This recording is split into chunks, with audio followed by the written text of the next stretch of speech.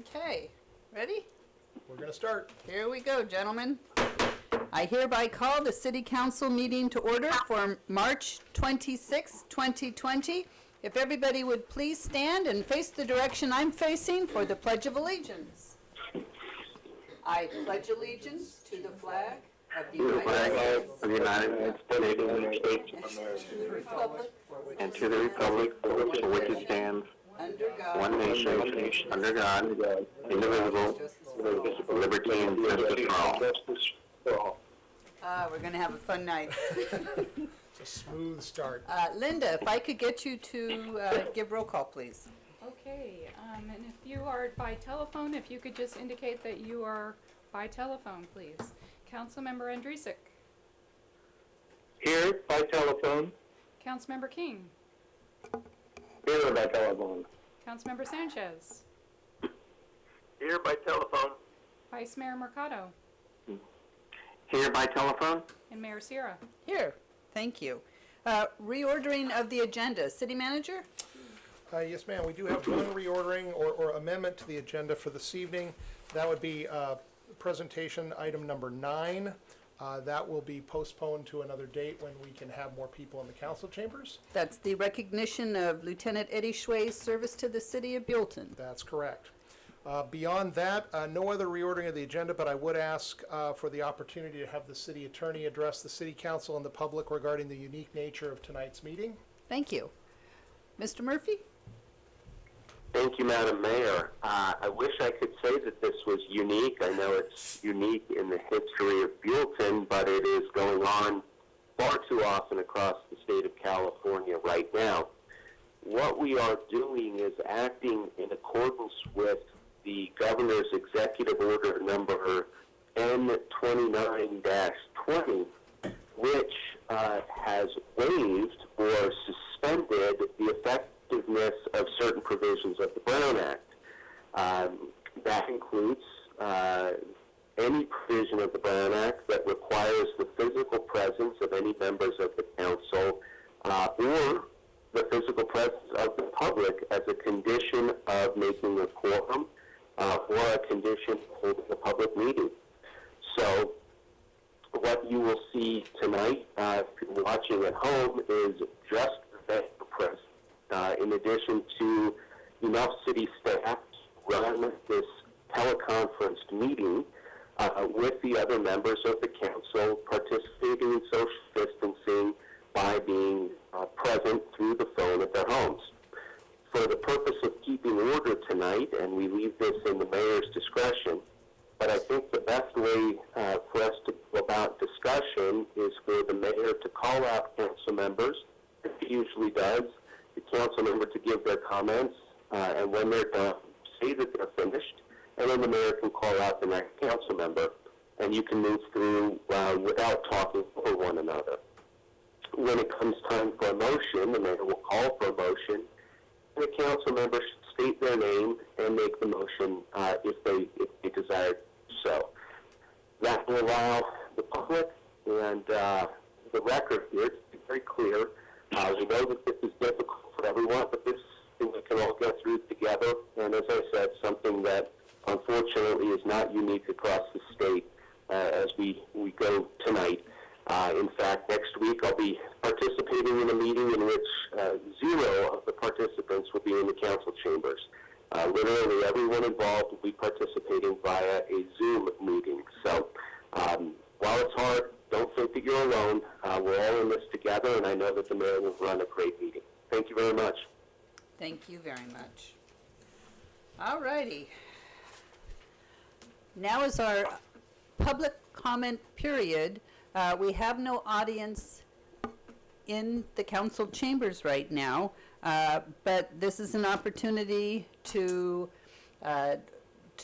what is it, Linda, go on the website? Or we're done, we don't have any public comments that have been submitted, so. No, and I'm looking at my email and I don't have any. Nothing in the emails. So I have open public comment, I am closing public comment. I am now moving on to the consent calendar. We have the minutes of March 12th, 2020, regular city council meeting, List of claims to be approved and ratified for payment to date for fiscal year 2019-2020. The monthly treasurer's report, February 29, 2020. Resolution number 20-06, a resolution of the City Council of the City of Buellton, California, authorizing the filing of a claim with the Santa Barbara County Association of Governments for allocation of Transportation Development Act funds for fiscal year 2020-2021. Consent item 5, receive and file the 2019 annual report on the status of the general plan. Acceptance of bid and award of construction contract for the 2019-2020 road maintenance project. Acceptance of bids and award of construction contracts for Phase 1 and Phase 2 of the storm drain improvement projects, and contract extension with Moss, Levy, and Hartzheim LLP for auditing services for fiscal years ending June 30, 2020 and 21. Any questions regarding any of those consent items, Councilman? Councilmember King, move for approval. Okay, thank you. Do I have another council member to second the motion? Councilmember Andrusik. Thank you very, Second. thank you. Linda, roll call? Okay, Councilmember King. Aye. Councilmember Andrusik. Aye. Councilmember Sanchez. Aye. Vice Mayor Mercado. Aye. And Mayor Sierra. Aye, thank you very much. All righty. Madam Mayor? Yes, Councilmember Your voice is Andrusik. very light. My voice is light? Okay, Yes, on my end. thank you. Linda's going to try to fix that. Thank you. Okay, is that any better? Much. Good, okay. We move on to public hearing. Agenda item number 10, ordinance number 20-03, an urgency ordinance of the City Council of the City of Buellton, California, considering revisions to Title 19 zoning of the Buellton Municipal Code 20-ZOA-01 relating to accessory dwelling units, amending sections 19-04.142 and 19-06-180. Ms. Tucker. Thank you, Madam Mayor and members of the City Council. This evening, what we have before the Council is consideration of an urgency ordinance to amend the accessory dwelling unit sections, applicable sections in our zoning code. The City Council in late last year, in October, November, approved a update to the accessory dwelling unit ordinance via City Council Ordinance number 1903. So the ordinance that was approved late last year was in accordance with the state laws that were in place at the time that the ordinance was being prepared. And staff had mentioned at the time, this was before the City Council, that we would be bringing back updated ordinance for further amendment once the state law took effect.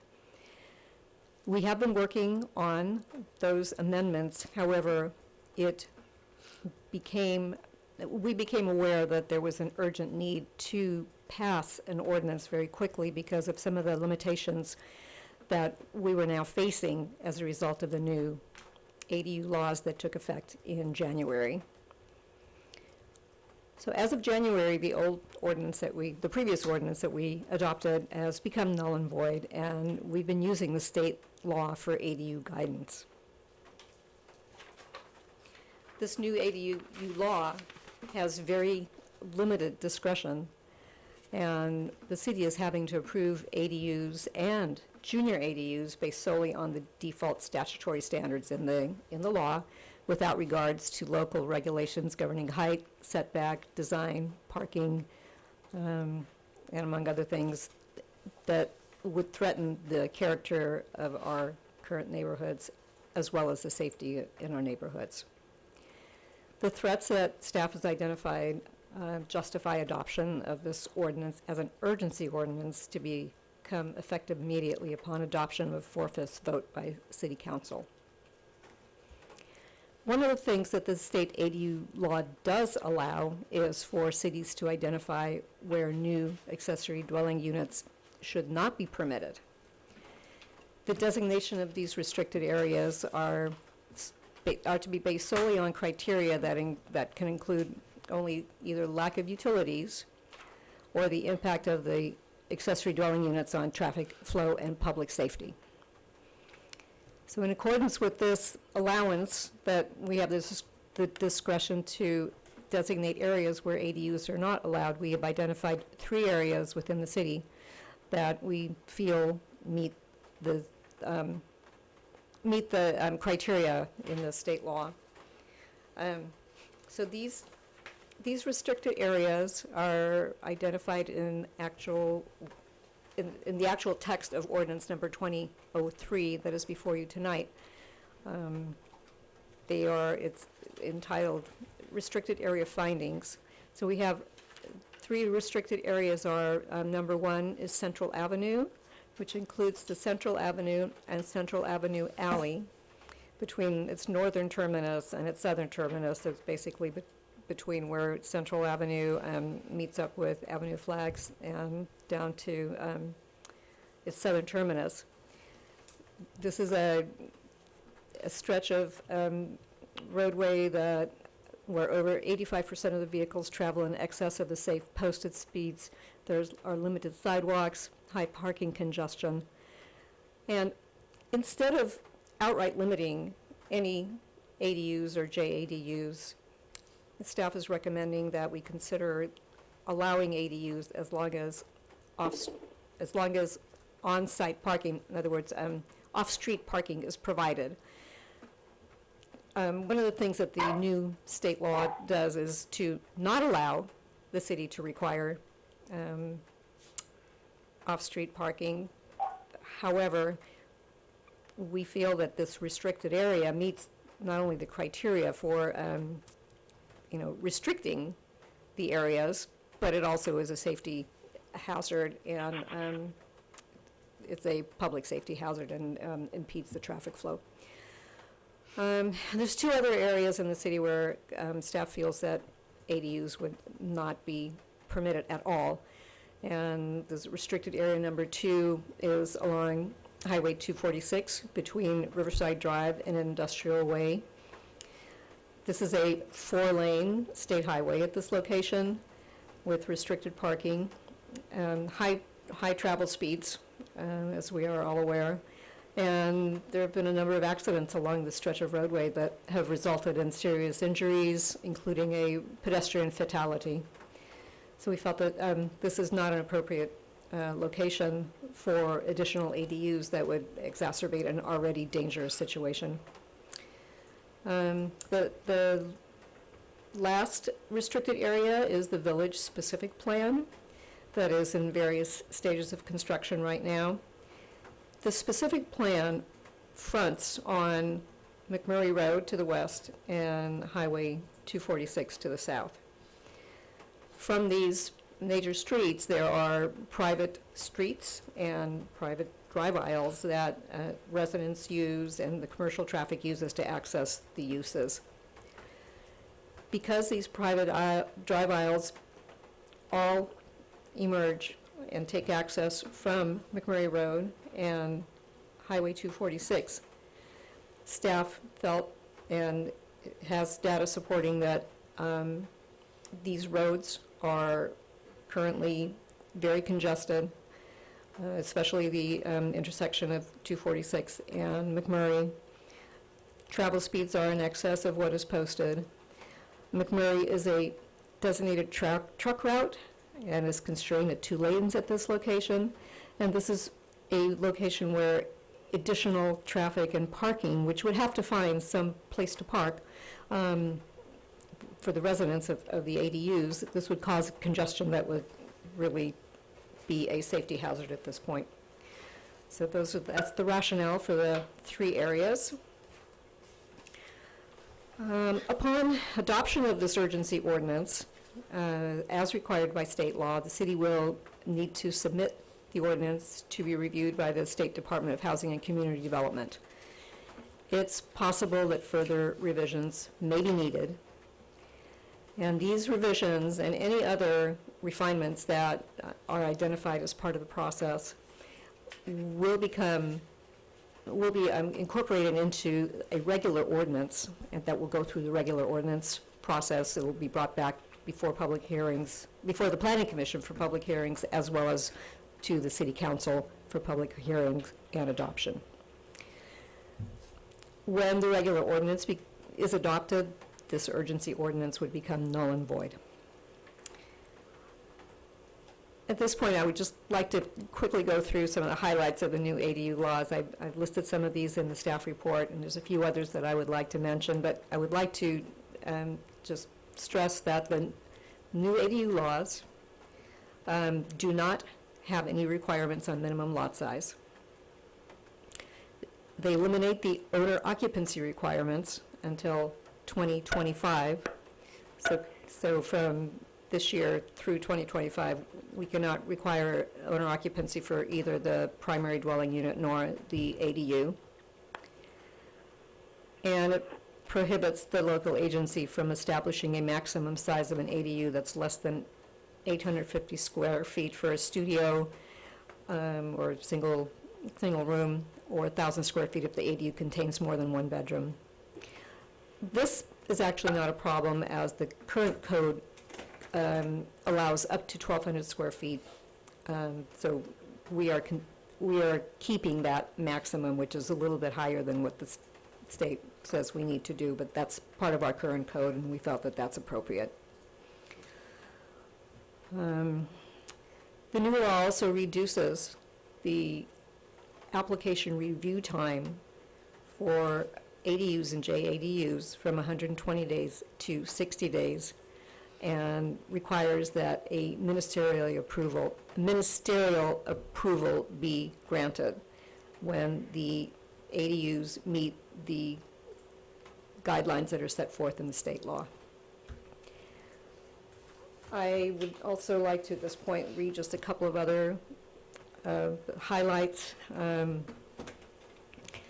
ADUs are also allowed in proposed housing to be developed.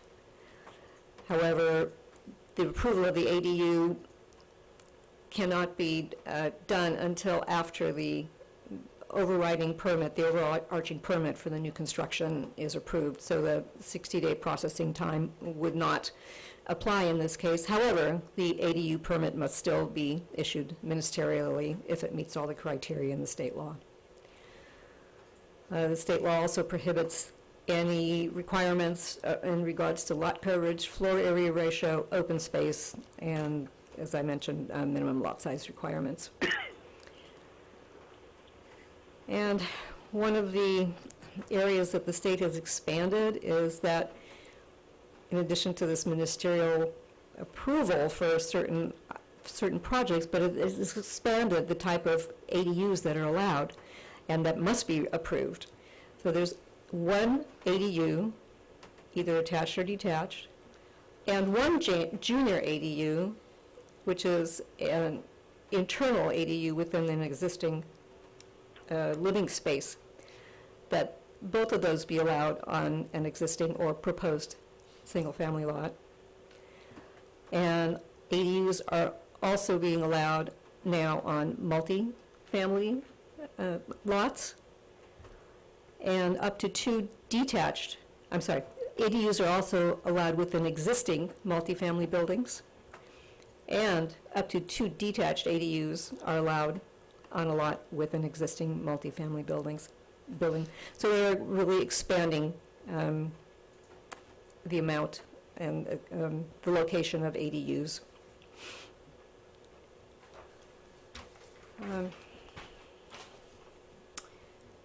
Okay, I think I've covered pretty much the highlights. One other requirement, actually prohibition, is that any CC&Rs that homeowner associations may have prohibiting or unreasonably restricting the construction of an ADU are void and unenforceable. So moving forward with the staff report here, in terms of general plan consistency, staff has determined that the proposed amendments are consistent with the general plan, and the amendments are also consistent with the housing element. Insofar as Section 3, one of the goals of the housing element is to maintain adequate sites with appropriate zoning in order to facilitate development of the broadest range of housing for all income levels. This ordinance is exempt from environmental review. It's statutorily exempt from CEQA, as the state has determined that any ordinances regarding the ADUs are exempt from the review.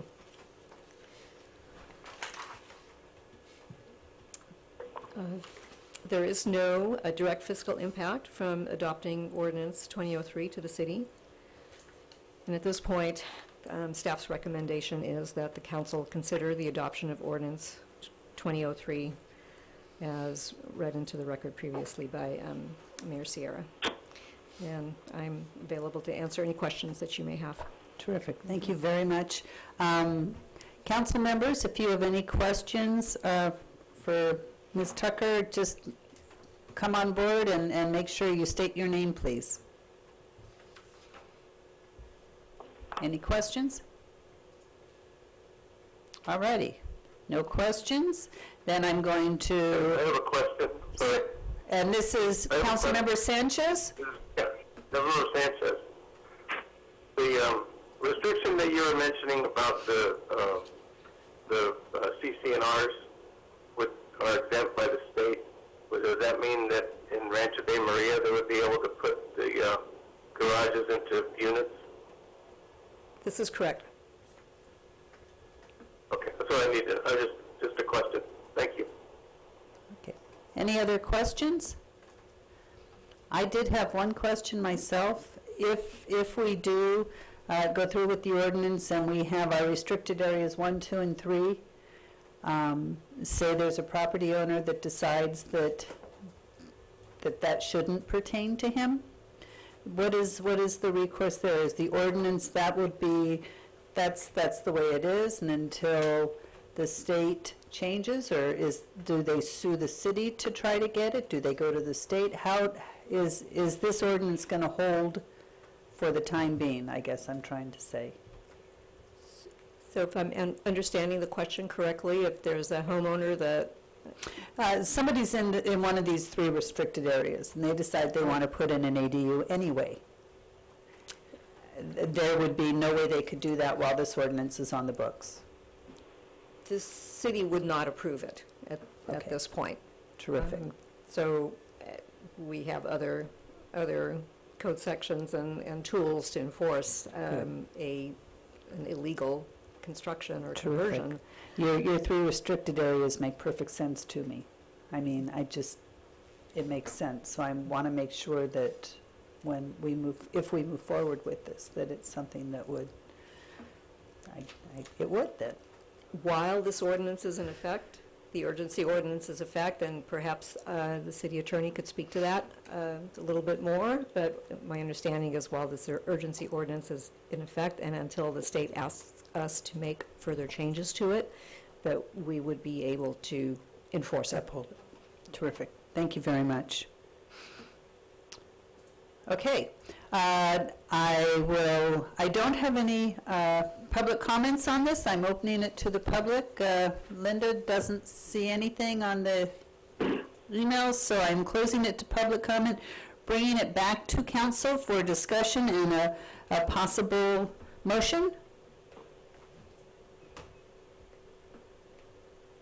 Madam Mayor, this is Art. I'll make a motion to accept ordinance number 20-0 as stated. 20-03. Alrighty. Is there a second on that motion? Councilmember King, second. Thank you. Linda, roll call. Okay, Vice Mayor Mercado. Aye. Councilmember King. Aye. Councilmember Andrusik. Aye. Councilmember Sanchez. Aye. And Mayor Sierra. Aye. Thank you very much. Good work. Very detailed, very Thank- thorough. Thank you. All righty, moving on to council member comments / items. Councilmember Andrusik, you were first on the phone. Do you have any comments or items for council? They've come and gone. I forgot them. I'll catch you next meeting. You got it.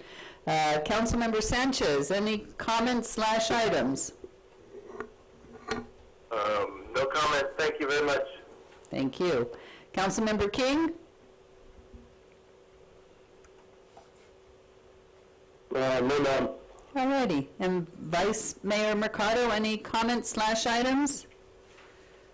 I don't know where this is a point purpose here, but we did have a committee meeting on Monday with the Chamber to discuss what's happening here with the closing of stuff. They are kind of retrenching and cutting back all their advertising at this moment. I know they're coming back up in June for their thing, but they're still getting some requests. They're averaging between 4 to 10 requests daily, just updates, and so they're just hunkering down like the rest of us, and Kathy and Jody are just trying to hang in there. So I just wanted to report on that. Alrighty, thank you very much. I just had a couple of comments. First of all, I'm really proud of our community. We're going through something that I don't think any of us ever dreamed we'd be going through, and I have seen incredible acts of kindness. Katie Fleckenstein, who put out on, did the research on restaurants and businesses that were open for pickup, mostly restaurants, took a lot of work and very appreciated by the community. Candace Signa, who has Buellton Strong signs, yard signs out right now. I'm a proud displayer of one of her signs. The grocery stores are still crazy. I appreciate everybody's patience. I appreciate everybody staying sheltered and in place. And our city manager, when we get to the administrative steps, we'll get into that a little bit more. But I've heard comments from other cities in Santa Barbara County, and Buellton is, we're being very responsible. It's appreciated. All righty. Any written communications? No, ma'am. All righty. Committee reports, we've gotten Vice Mayor Mercado's chamber meeting. Have there been any other meetings? Vice Mayor, Councilmember Andrusik, King, or Sanchez? No, ma'am. Okay. No, ma'am. Thanks. Thank you, guys.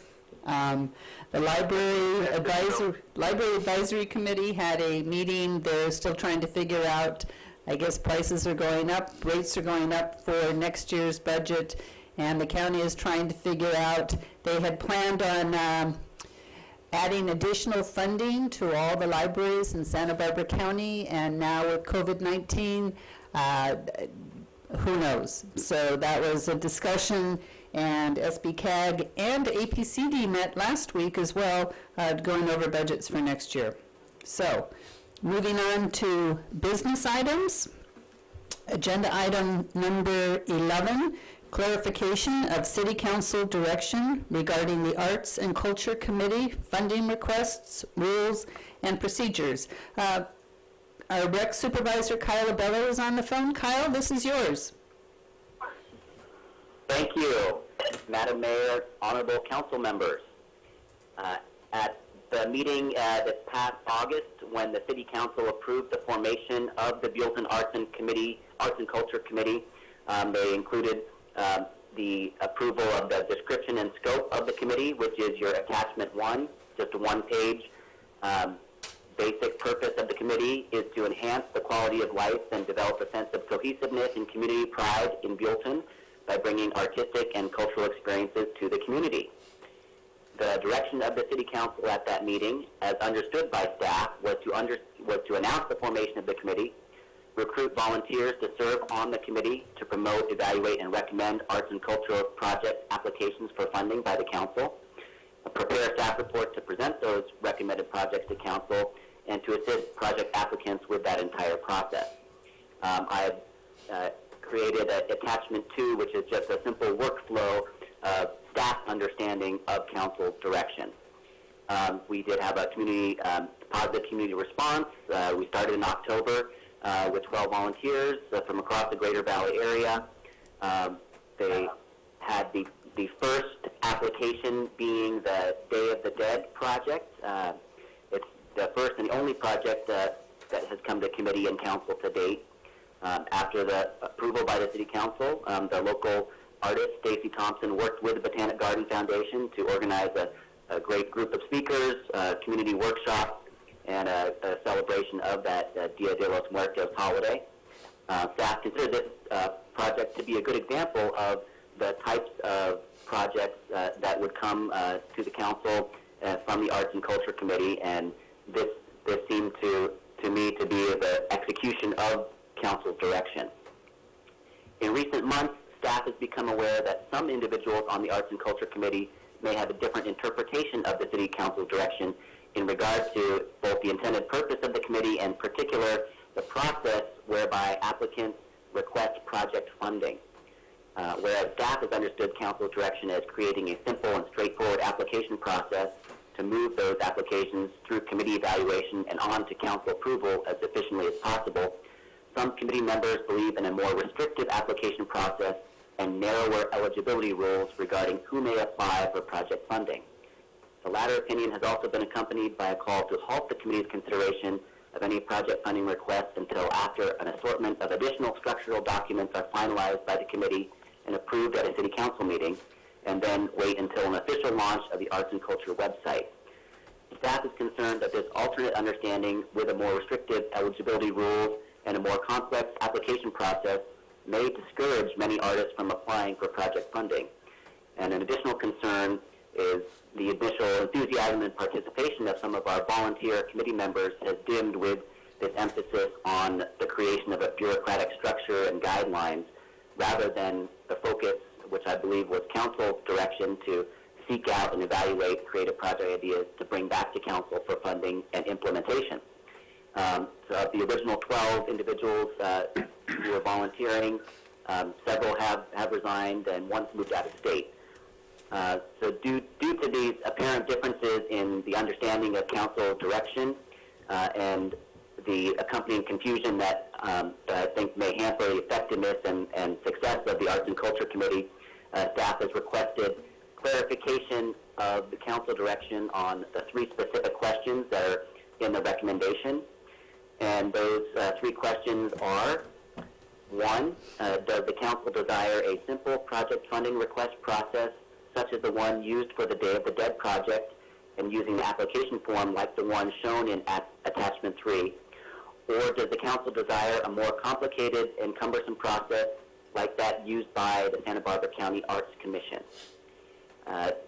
Number 2, does the council desire to impose any further restrictions on those applying for project funding, such as requirements to be a nonprofit organization? Or does the council desire to allow anyone to apply as long as the project takes place within the Buellton city limits? And number 3, does the council desire that the committee solicit projects in the remainder of this current fiscal year with the current project funding request form, or does the council desire for the committee to wait until additional structural documents are finalized, brought to council for approval, and the Arts and Culture website being launched? Just a reminder, there is approximately $47,000 remaining budgeted with 3 more months in our fiscal year. And with that, I am available for questions. All righty, thank you very much. First of all, do council members have any questions for Mr. Abello?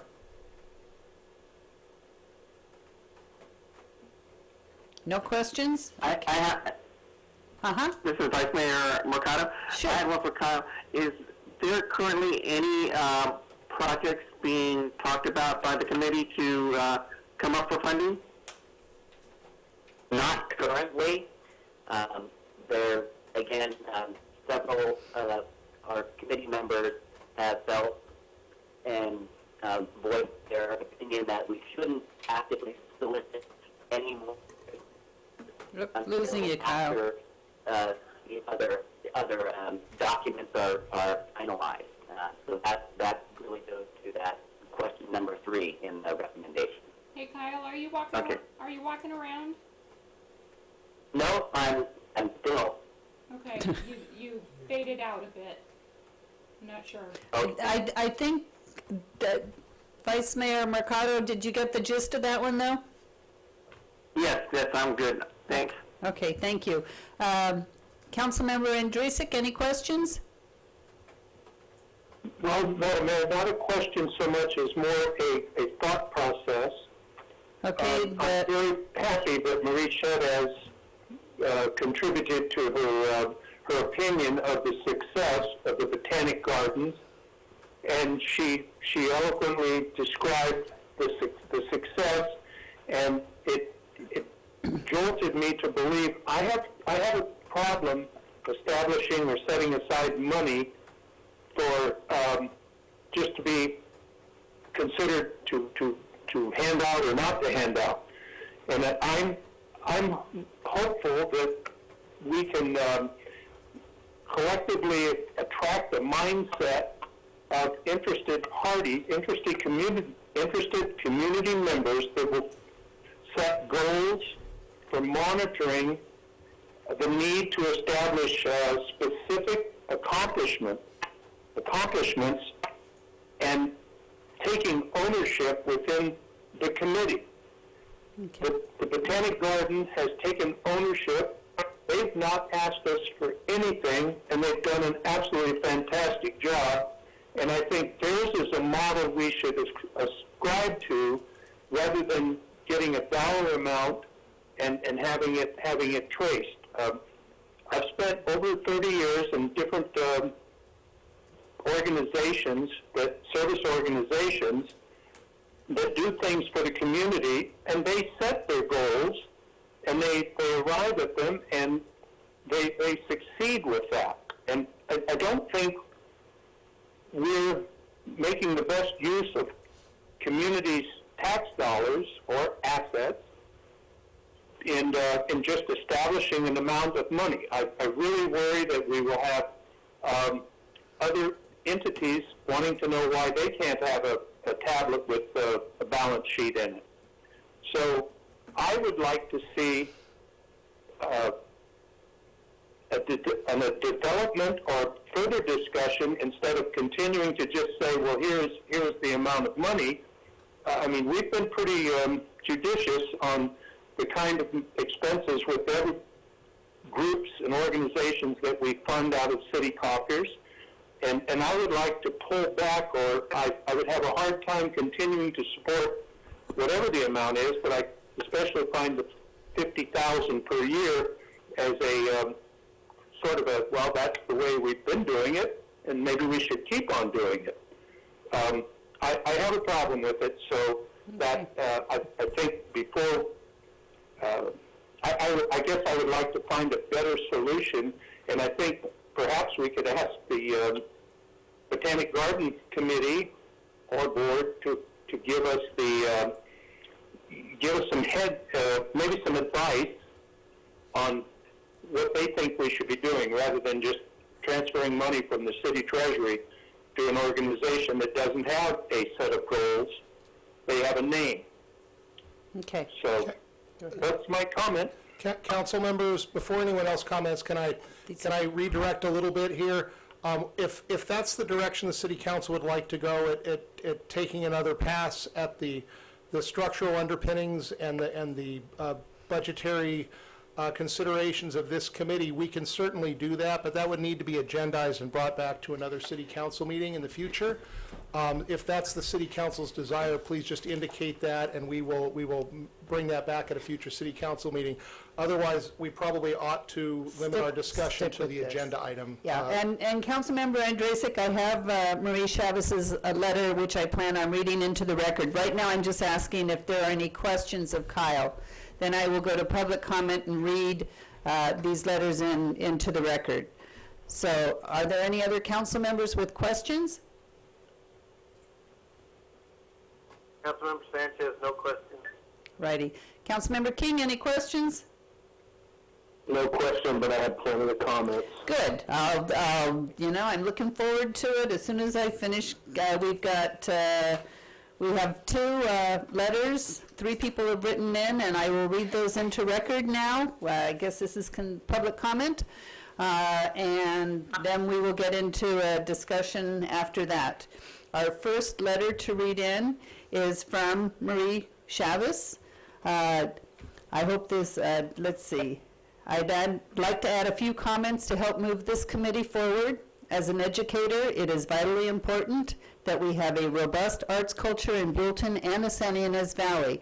I know that other communities, Solvang et al., have one in place and continue to work on their growth. I also know that getting bogged down in the big picture prevents me from having a quality educational program within my classroom.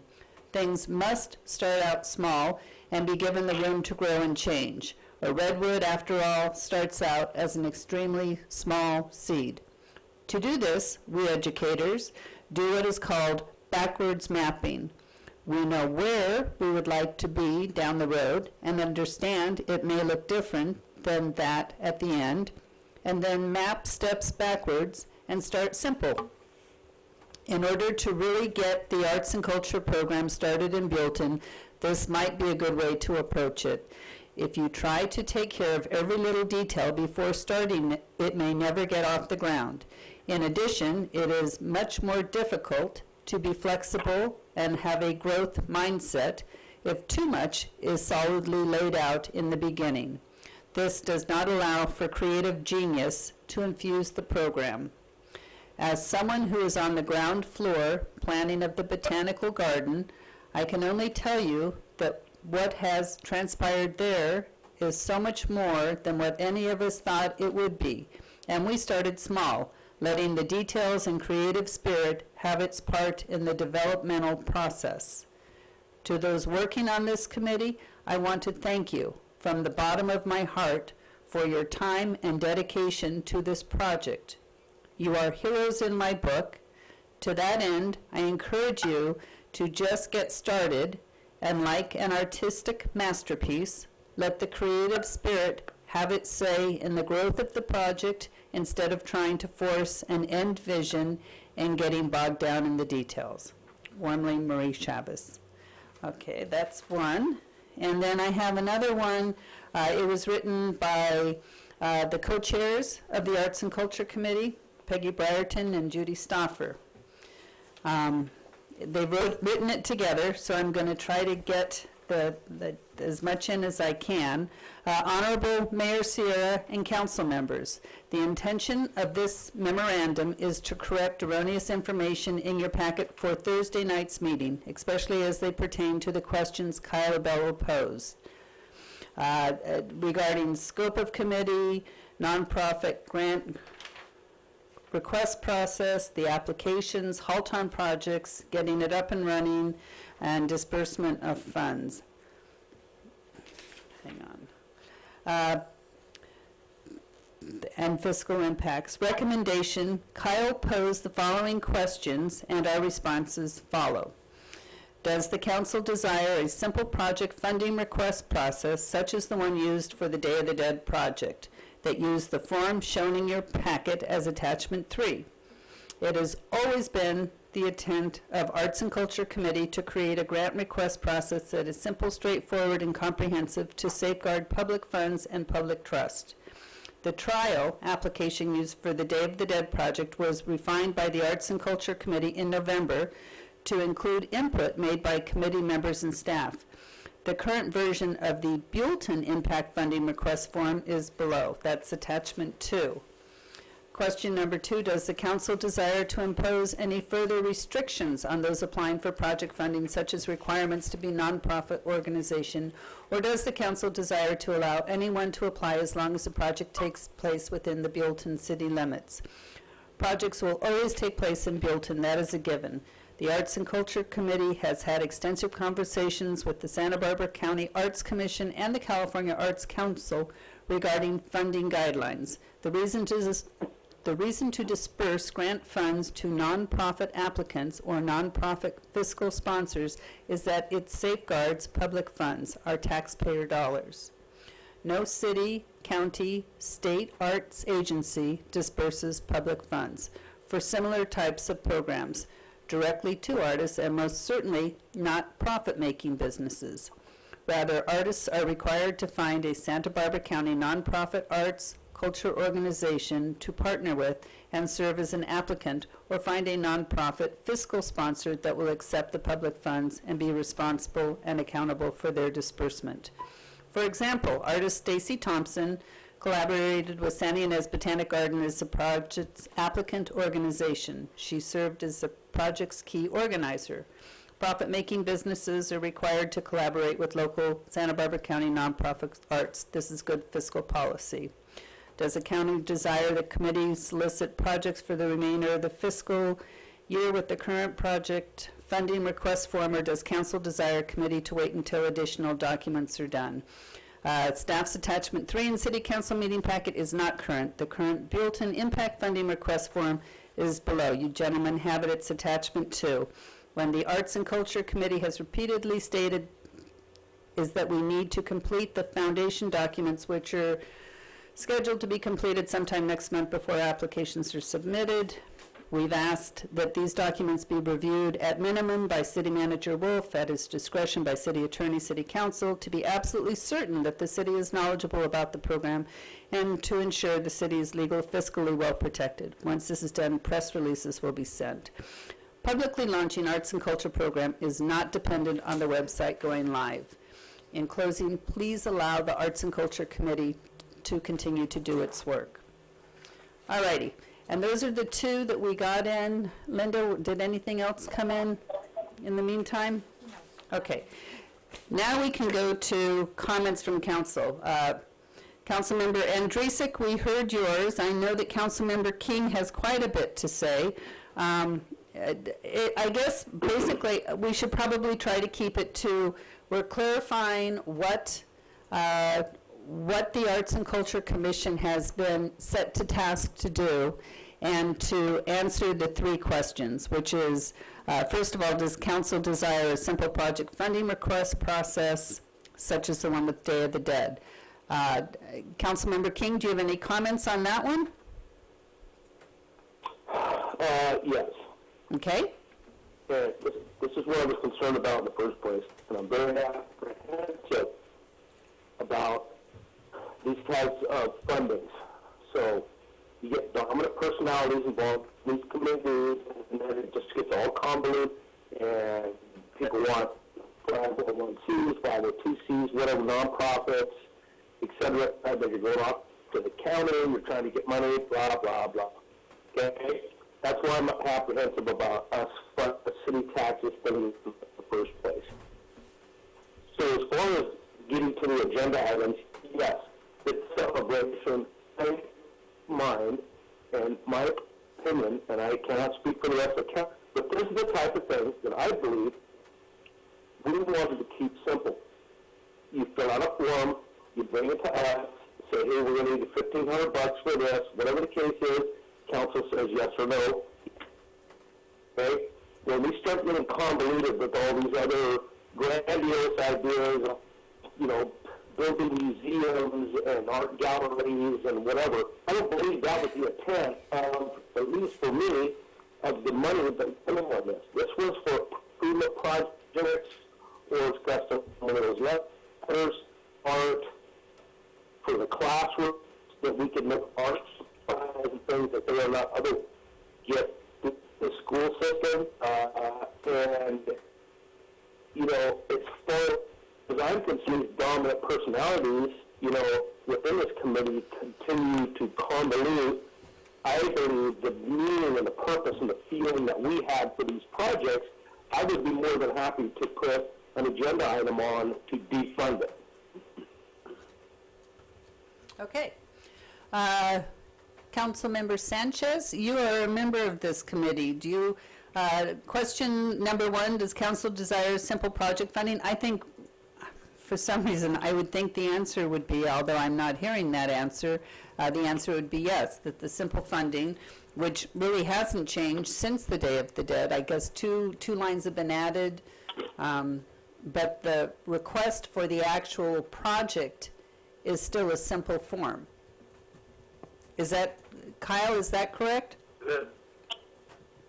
Yeah, in the attachment that you received from Ms. Byerton and Ms. Stoffer is very similar to the one in your packet. Not very much has changed. What they did not include is another one of the documents that they refer to, which are guidelines, and that is a much more detailed document that gave preferences for who should be eligible, what kinds of grant cycles there would be, and really all three of these questions get to the larger philosophical issue, I think, of does the council want something that looks and acts like the County Arts Commission, which I believe Ms. Byerton and Ms. Stoffer really value and have been in a lot of communication with, and they would like to see this committee have documentation and a process that looks like the County Arts Commission, or does the council wish to have a simpler, more homegrown type of process that gets these project applications directly to you as you're the final approver? So I think that's kind of, if we boiled it down to a question, that would be it. A process that looks more like the County Arts Commission or a more homegrown small town process. Okay. This is Councilmember Sanchez. Sir, please. Can we have a comment from Art Mercado, and then I'll come in last? You got it. Vice Mayor Mercado, your thoughts on this agenda item? Yeah, I agree a lot with what David said, but I also think Kyle hit it right on the head when he said we want to be simple. And the whole idea of the Arts and Council Culture Committee was to bring forth things that would enhance Buellton. So I think if you keep it simple and very straightforward, it worked with Day of the Dead. That would be my option. But I agree with Dave that we don't want to get this so convoluted and get out of hand that we're not building an arts center or anything like that. We want to have, it's just got to be simple, just something that enhances the valley and the city of Buellton. So that's where I stand on that. All righty. Thank you. Councilmember Sanchez? Yeah, I agree with everyone keeping it simple, and I think it's just, since it's in its early stages, got a little growing pains, and I think it'll be good to proceed simply without a lot of, without too much formality, just like Marie Chavez says. And I'd just like to make a motion, or is it too early for that? That's a little early still. To proceed with the simple version and not to make anything too formal. Okay, so Councilmember King will wholeheartedly second that. the mayor would like to just throw her comments in too, if it's okay with you guys. Absolutely. Thank you. Please do. Thanks, guys. Please do. Thank you. I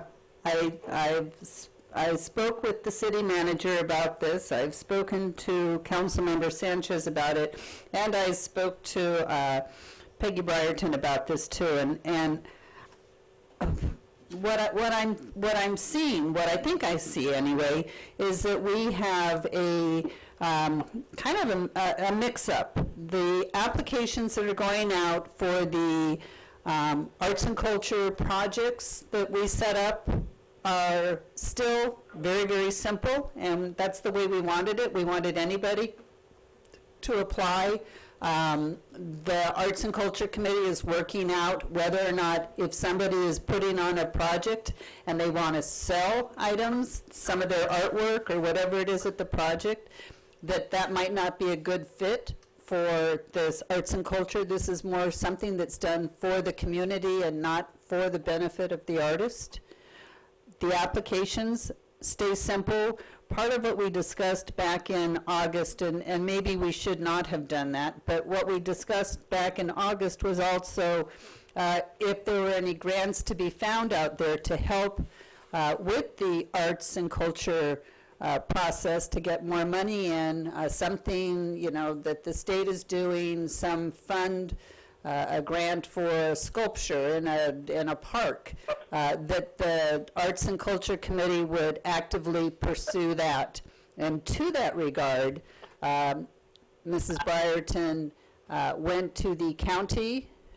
Both Ms. Stauffer and Ms. Byerton went to the county and the state to find out how they had set up arts and culture, how they were doing different things. By no means are we going to have a county or a state arts and culture process in Buellton, California, because that's just not what Buellton is about. We are a small town, we're proud of it, and we want to put on really nice events for our community.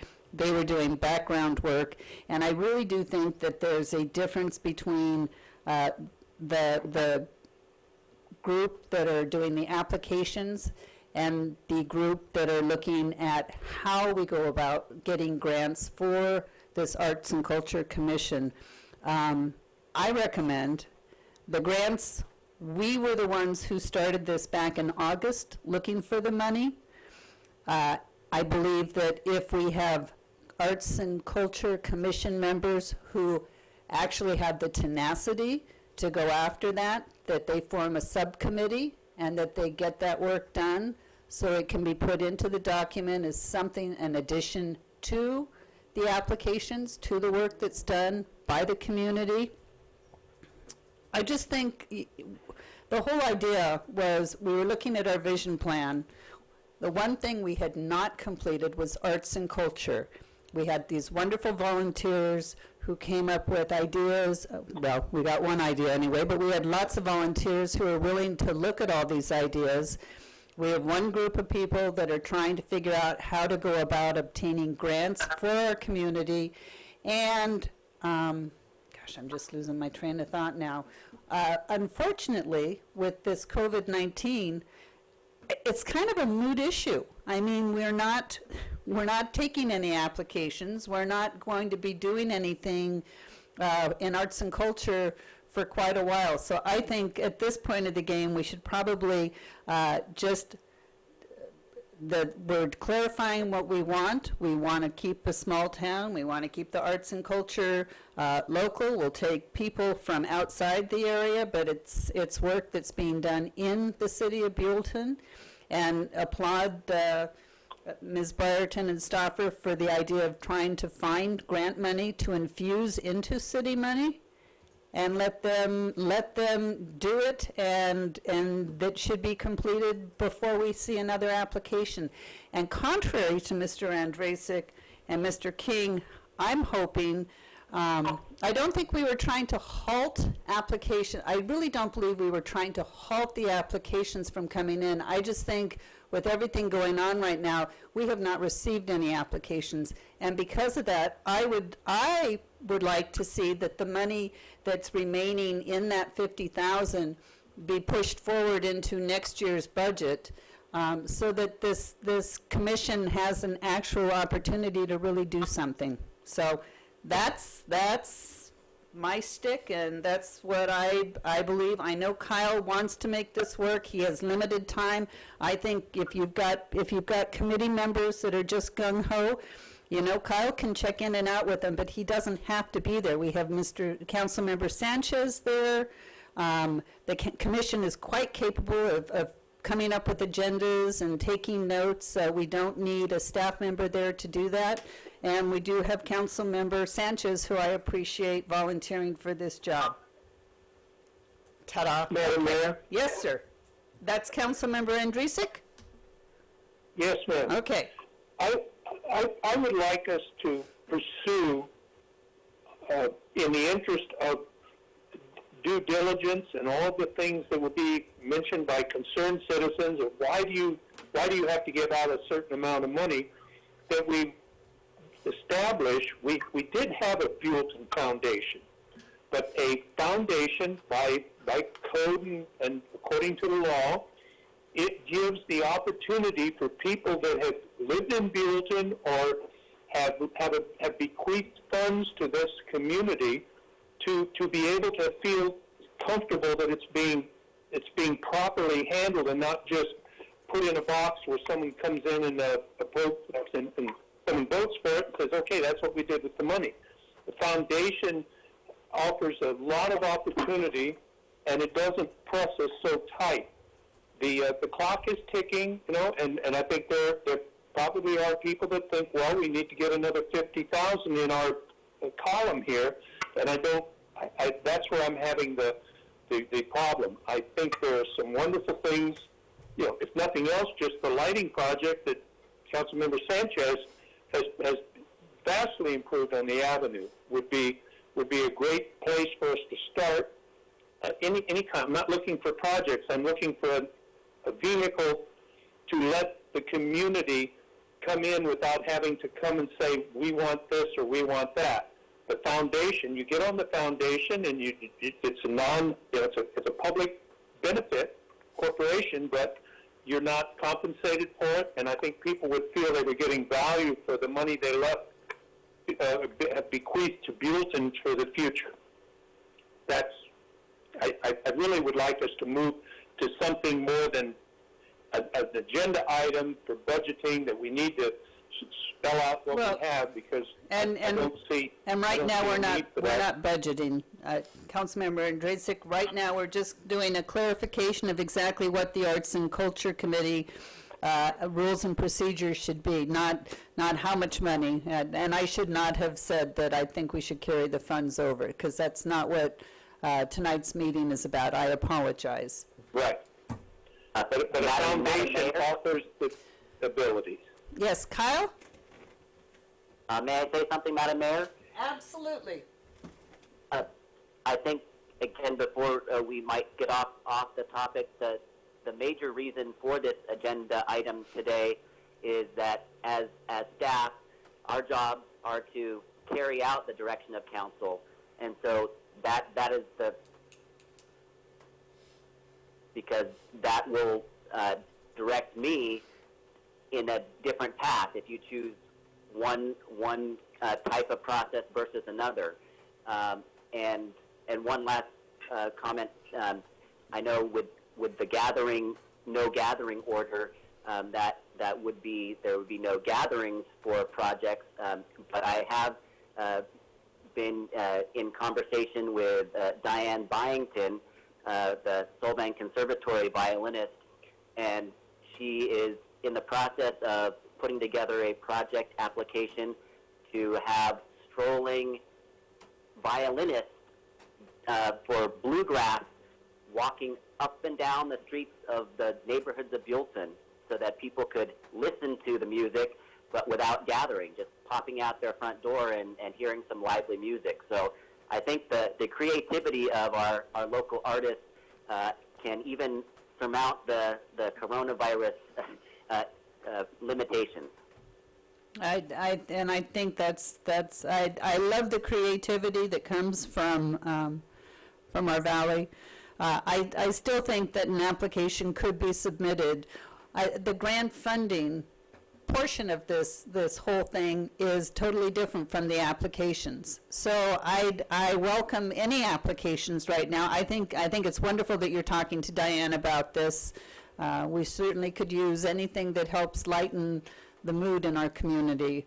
But I do believe you're right that this can be done while the other portion is being taken care of. And if we can find, if these ladies can find grants out there that help infuse money into the arts and culture funding, more power to them. But you're absolutely right. The applications should not. I'm really glad to hear that they're still being turned in, because I did not think we'd had any applications since Day of the Dead. Councilmember King? Or, I'm sorry, Kyle, anything else? No, that was just something I wanted to add. Thank you. Thank you. Councilmember King? Sanchez, go ahead. Ma'am, yeah, John, before you go all of that, and I would like to kind of follow up on something that you said, Mayor, during your time, is that all this grant stuff from the county or the state or the feds or whoever, that should be solely independent from what we try to start here as like a simple, local, little bit of money for people to do art projects, whether they are teaching kids how to paint at school or we're doing murals on the side of, buildings that are otherwise an eyesore. I believe, and I hope that I can get the rest of the council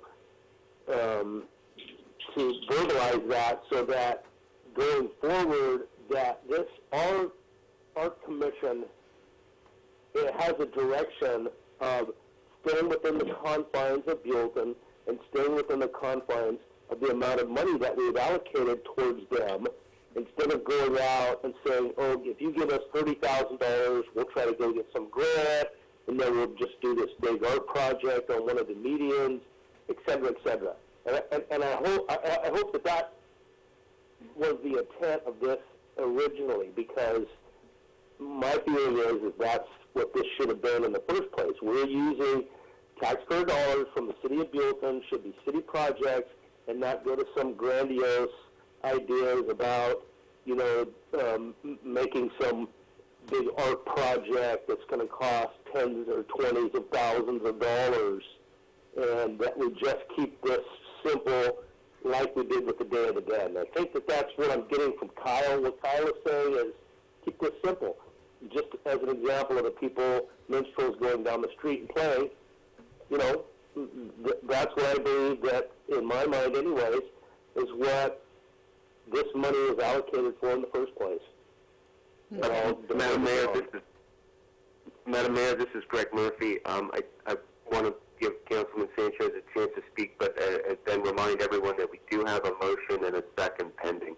Okay, do we do a motion with the clarification item? Well, there's a motion and a second right now, so we can either vote on that again after Councilman Sanchez speaks, or the person who made the motion could withdraw it if you want to clarify what direction you're going. Thank you, Okay, ma'am. so clarification of city council direction needs, the motion would move clarification forward, correct? Madam Mayor, this is Councilmember King, and I believe that it was number one on this recommendation is what was the motion of the second. Okay, That the city council keeps it I'm simple. very confused. I have a motion here. Can I read it? And then you guys can tell me if we're off the path. So I have a motion by Councilmember Sanchez and seconded by Councilmember King, directing staff to proceed with a simple arts and culture approval process going forward rather than a detailed process, and that the committee look into obtaining grant funding to fund future projects.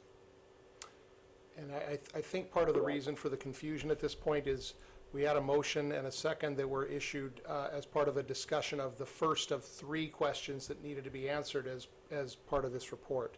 So it may have been that motion was issued prematurely, or it may be that the city council wants to undertake three separate motions, one for each question. We'll let the council work through that, but I think that's where the confusion lies. Okay, so Linda, could you repeat the motion again? Yeah, so I'll just, to proceed with a simple arts and culture approval process going forward rather than a detailed process, and that the committee look into obtaining grant funding to fund future projects. Okay, so that pretty much works for all three questions. The only thing I... Councilmember Sanchez with a comment. Certainly. Since you made the motion, please make a comment. I'll make the motion that I'll keep the motion but with a comment. The comment was, the suggestion was made that Kyle wouldn't be part of this, and I just wanted clarification that I want Kyle and Kara in the meetings, and I wanted more control by staff. And you've got council member, you got Kyle, Kara, and then on to Scott, and that's basically what I need. I wanted to know that's the core and the members are with us, but Well, I apologize, Councilmember Sanchez. I certainly did not mean that Kyle should not be at these meetings. I just said that he did not have to be. I never meant that Kyle should not be a part of this. I appreciate the fact that he is overseeing this. He has a lot of experience, and I appreciate that. I did not mean that he should not be a part of this. I simply meant that. I think he's the core of it, and that's why I made the motion, and I'll continue my motion at this time. Okay. So if there are no other comments, Vice Mayor, any comments from you? Well, I did have a comment. I agree wholeheartedly with Councilmember King. We wanted to make it as simple as possible, and I definitely want to make sure that Kyle is still involved and he's running the program. I think with his abilities and Scott's oversight and Councilman Sanchez, the committee can go forward and bring us some projects that enhance the value here in Buellton. But like I said, I wholeheartedly agree with Dave's statements. Okay. All righty. So if our council members have no other comments, then I will have Linda read the motion one more time and then do a roll call, if that's agreeable with everybody. Yes. Agree. Okay, so I have motion by Councilmember Sanchez, seconded by Councilmember King, directing staff to proceed with a simple arts and culture approval process going forward rather than a detailed process, and that the committee look into obtaining grant funding to fund future projects with staff overseeing the Arts and Culture Committee meetings. Linda, roll call? Okay, so I have Councilmember Sanchez, Aye. Councilmember King, Aye. Councilmember Andrusik, Aye. Vice Mayor Mercado, Aye. and Mayor Sierra. Aye. Thank you very much.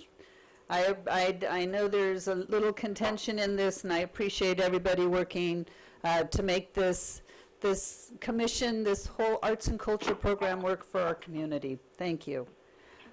Moving on to business item number 12, conceptual approval of bike skills course at Riverview Park. This would be our rec supervisor, Kyle Abello, again.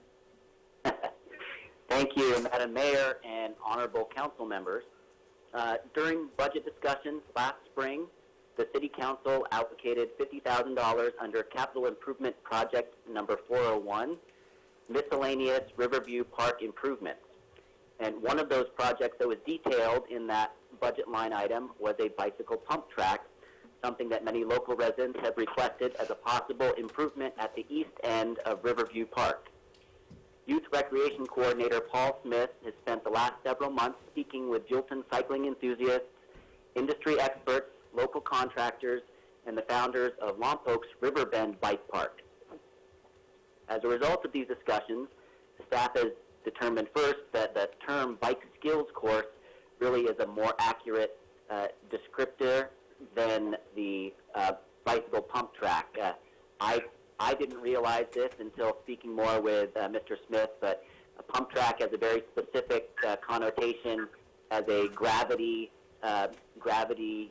only type of course where you're not actually having to pedal. And this is a bike skills course that is being proposed conceptually here is a broader type of amenity that wouldn't be just a gravity bicycle course. You have to pedal. So during the course of this outreach in the local community, Mr. Smith found a very knowledgeable and dedicated group of individuals who are committed to the success of a bike skills course at Riverview Park. There were many design and construction assistants and even offers of locals to do long-term upkeep and maintenance. This outpouring of interest has been in Buellton, but also in other areas of the valley. One of the key pieces of input that was suggested by the founders of Lompoc Bike Park was a basic footprint design, and that very conceptual level design is shown as attachment 1. The red line would represent a first floor passage, but are definitely plenty of space there for books and spurs and additional skill elements. Paul did also research other nearby cities with skate parks, namely Lompoc, Santa Barbara, and Morro Bay. The last of those, Morro Bay, is also a JPIA insured city, so that was important that we saw examples that our insurer would be comfortable with. The last meeting that Mr. Smith had was with a local resident and contractor, DJ Dunn, and he's working with him to prepare a cost estimate for the earthwork, labor, and materials necessary for that basic loop course. And in discussion there, the rough estimate that Mr. Dunn came up with was about $25,000 to $30,000 for earthwork, rental of equipment, and materials such as fill, dirt that might be needed, because what's being proposed is basically shaping of dirt, shaping of earth to be able to make a course for bicycling. Mr. Dunn is also a member of the local nonprofit San Ynez Valley Youth Recreation, which raises funds to provide facilities and equipment at local schools and public parks that serve our valley's youth. Many of their past accomplishments, if you go to any school in the valley, you will see fields that they installed, equipment, tennis courts that they've installed. Recent ones have been the weight room equipment at the rec center and in the zone, some video equipment, as well as the new tennis courts at the high school, and the softball field and sand volleyball courts at Solvang Sunnyfields Park. And with those discussions with Mr. Dunn, there's a strong possibility of partnering with San Ynez Valley Youth Recreation to complete this bike skills course that may result in cost savings to the city and also attracting additional private, monetary, and in-kind donations.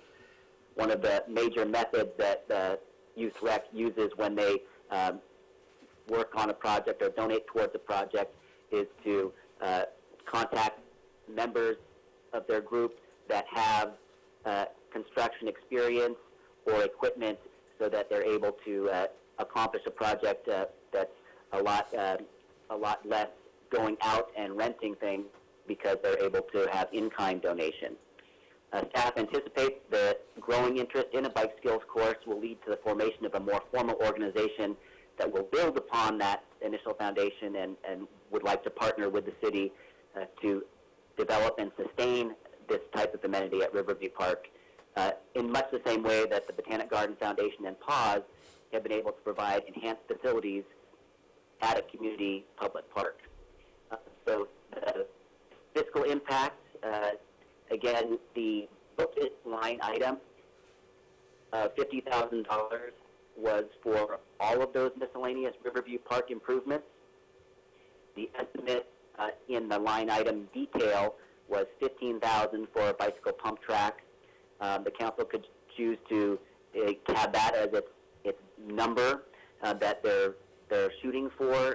There are also other projects there, such as the electric vehicle charging station, bocce ball courts, sustainable water feature, that were listed among that capital improvement project 401.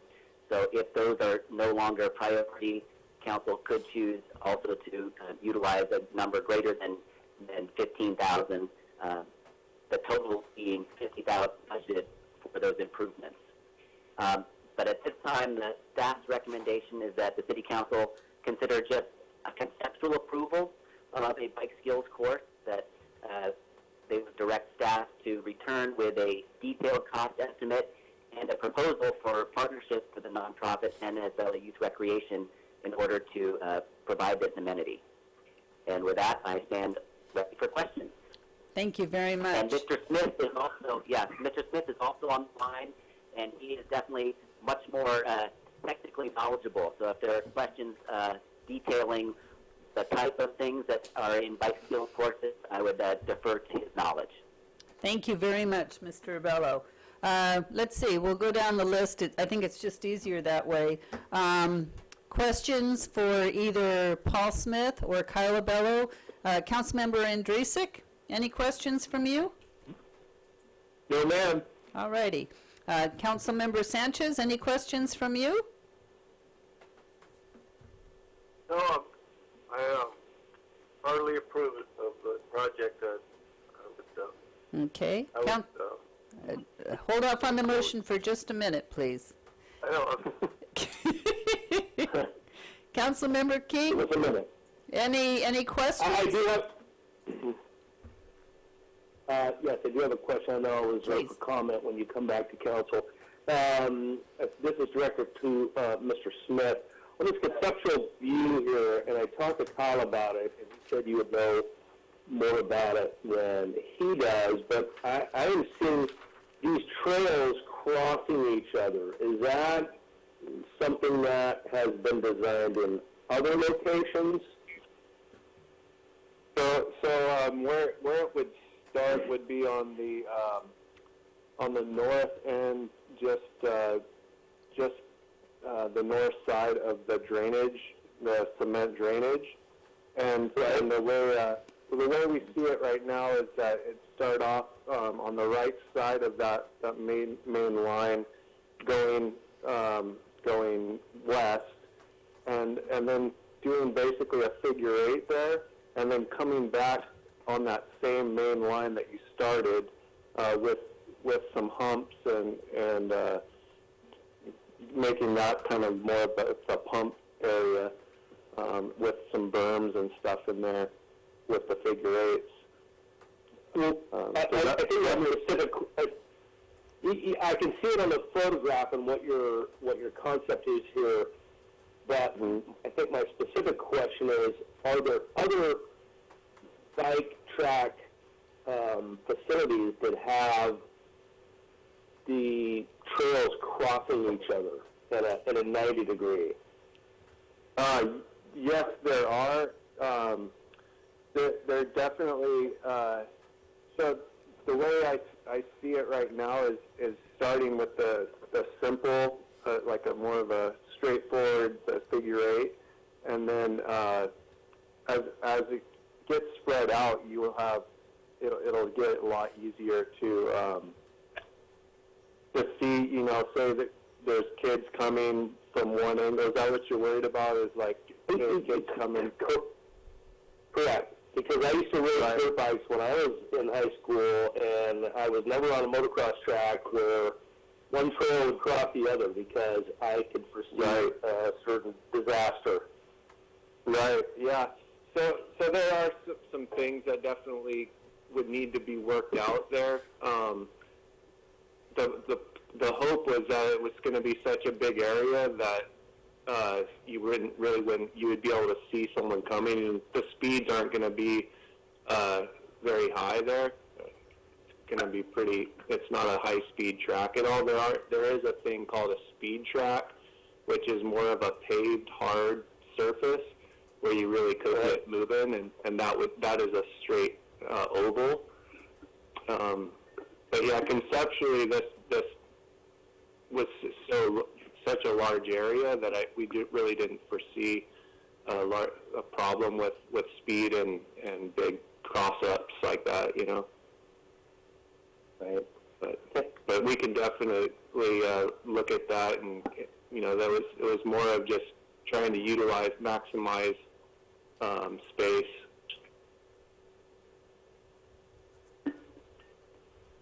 Okay. All righty. Vice Mayor Mercado, any questions? Yes, a question for Mr. Smith.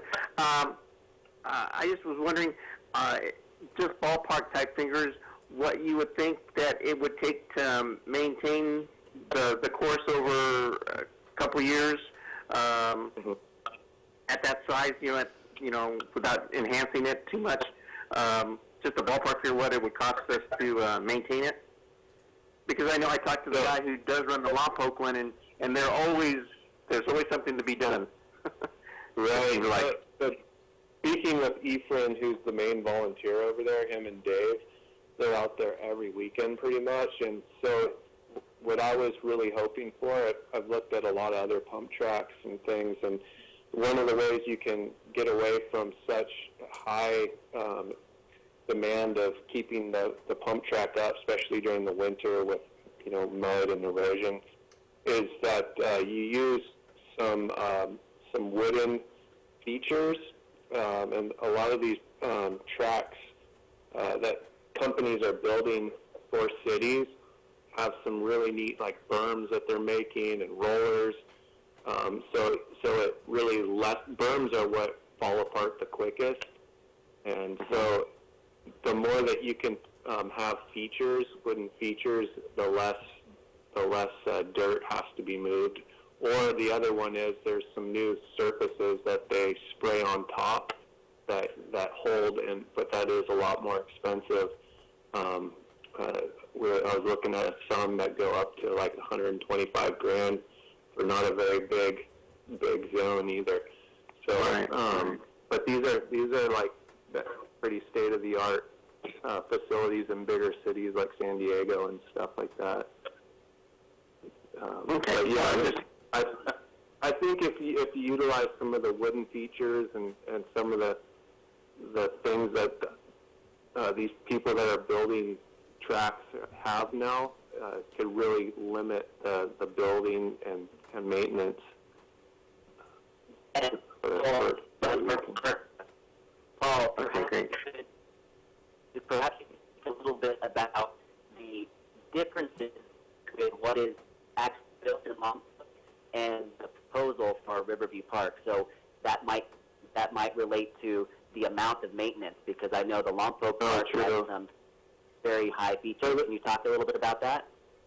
Yeah, so the Lompoc Bike Park was built by mostly BMX guys, and they built some really big jump lines, and these jump lines are very vertical, so the lips on them can just get crumbled very quickly, and there's just so much upkeep to keep the right angles for that, and when they get when the erosion does take place, they're really unsafe, because it's kind of like Evel Knievel. If the ramp's not right, you're going to come up short and case stuff and go over the bars. So that's not at all what we're envisioning here. It's more like rollers. It's like little bridges, possibly. They're they're really to just build bike skills. A lot of bike skills, of course, have really low teeter-totters, to where you learn balance as you roll up one side and then you roll down the other. Berms, of course, and then there's other features, but those are the main ones that you'll see in bike skills courses. And then the pump track also it would be woven in there, but it's not just a pump track. Okay. That's good. Thank you. All righty. If that's it with the questions, then we go to public comment. Have we received anything since the meeting started? No, Nothing. Okay. Closing public comment. Coming back to council for discussion and a motion, please.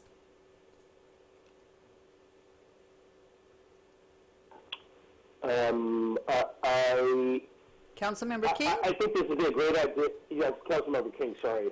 Yes, we're on phone. I think this would be a great idea and an addition to our community. However, my concern is that some of these, the concept of this is crossing. I think if this is going to be funded by, maintained by the city, Buellton, that we have an obligation to make this as safe as possible for our community members or anybody else that comes to use this. So I think that going forward with this, that you could make some, 90-degree turns in this, and, have parallel trails going one direction, make some 90s, make some more 90s, then a U-turn, come back, whatever. I mean, I think Mr. Smith has probably seen bike tracks that are similar to what I'm describing, and I think that it is in the best interest of the city that we do our utmost to try to limit not only the possibility of injury, but liability to the city. And I'll end with that. Okay. Any other comments from council? Councilmember Andrusik? No, ma'am. I like Dave's comments. Councilmember Sanchez? I'd like to make a comment. I have a 5-year-old granddaughter that goes to the one in Lompoc, and she just has a blast. Are there the figure eights in Lompoc? I don't know. I just saw her on a little video, and it just looked like good, clean fun, and they're having a blast out there. And I think it would be a good addition to the park. I do too. Thank you. Anyway, that's it. Vice Mayor Mercado? No, I think going ahead, I agree with some of the things Dave had said, but like I said, I had talked to Ephraim when he came to our previous meeting when he brought this up. I think it would just be a good thing for the park and for our kids here in the city. Cool. I had one question for Paul, if that's okay, before our motion gets made. You said you went to one track that, I think you said Morro Bay, that had JPIA coverage as well? Yes, I'm very familiar with their track. Yeah. Okay. Does that track have a figure eight on it? It has a lot of different jump lines that you can cross over to the other one, but that park they went too big too quick, and they're having a hard time maintaining it. So that's something that I don't ever want to try to.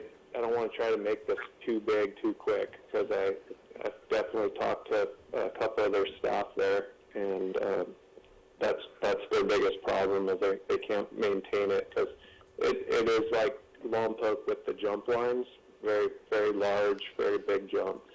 Okay. Well, I appreciate you checking out all these parks. I guess my concern is, I know safety has got to be number one. Fiscal responsibility and safety to our residents, those are the two most important items that we need to regard when we're council members. But you are in charge of a bike group at the school and the high school, and I wouldn't imagine that you would have put the figure eights in here if you thought that they would be dangerous to our bike riding residents.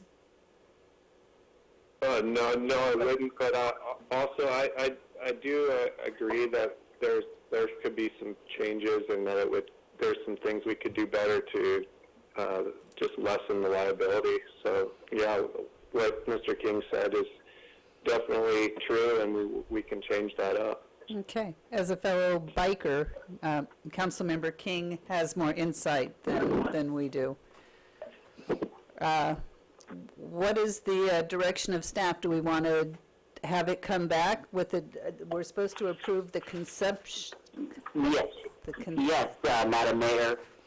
The recommendation is that if the council does conceptually approve of a bike skills course at Riverview Park, then direct staff to return with a more detailed cost estimate. As Mr. Smith mentioned, a more detailed design, so it wouldn't just be an overhead photo with some lines on it, and then also with discussion with San Ynez Valley Youth Rec to determine what type of proposal for partnership they are interested in having in terms of putting money into the project and or in-kind donation. Terrific. Thank you. Council members, you heard that? Madam Mayor, this is Councilmember King, and I will make the motion that we approve this concept of a bike skills course at Riverview Park with the initial estimate of $15,000, provided that on this concept view that none of the trails cross each other upon completion. Do I hear a second? This is Vice Mayor. I'll second it. All righty, we've got a motion and a second. Linda, roll call, please. Okay, Councilmember King, Aye. Vice Mayor Mercado, Aye. Councilmember Andrusik, Aye. Councilmember Sanchez, Aye. and Mayor Sierra. Aye. That would be an incredible addition to our park and our community. Thank you for your work, Kyle and Paul. Moving on And to... thank you, and Yeah? I know Paul, I'm sure Paul can come up with a design that does not have crossings, right, Paul? Indeed. Thank you, Paul. Thank you, Kyle. And you can even make it harder. Yeah, right. We'll get Councilmember King out there to test it. Moving on to agenda item number 13, appointment of 2 council members to serve on the Aquatics Ad Hoc Committee. Rec Supervisor Kyla Bello, please. Here it is, number 3. On March 3rd, the city did receive a letter from the California Department of Parks and Recreation, Office of Grants and Local Services, stating that we were unsuccessful in our $6.3 million Proposition 68 grant for the proposed community aquatics facility. And that letter is included as your attachment 1. And as you can see from that letter, the state received 478 applications, which totaled $2.3 billion in requests. They only had $254 million that was available for that round of funding. So they've already announced this is the most competitive grant process in their 50-year history. It was disappointing that we did not have a successful grant. Silver lining in that disappointment is that because of the grant application process and the requirement to have a partnership and a joint use discussions with the high school district and the San Ynez Valley Community Aquatics Foundation, there is a much more stable model, really based on our joint use model with the Buellton district to operate the rec center. So those discussions did take place, and that is something that hopefully can be salvaged in terms of what happens next.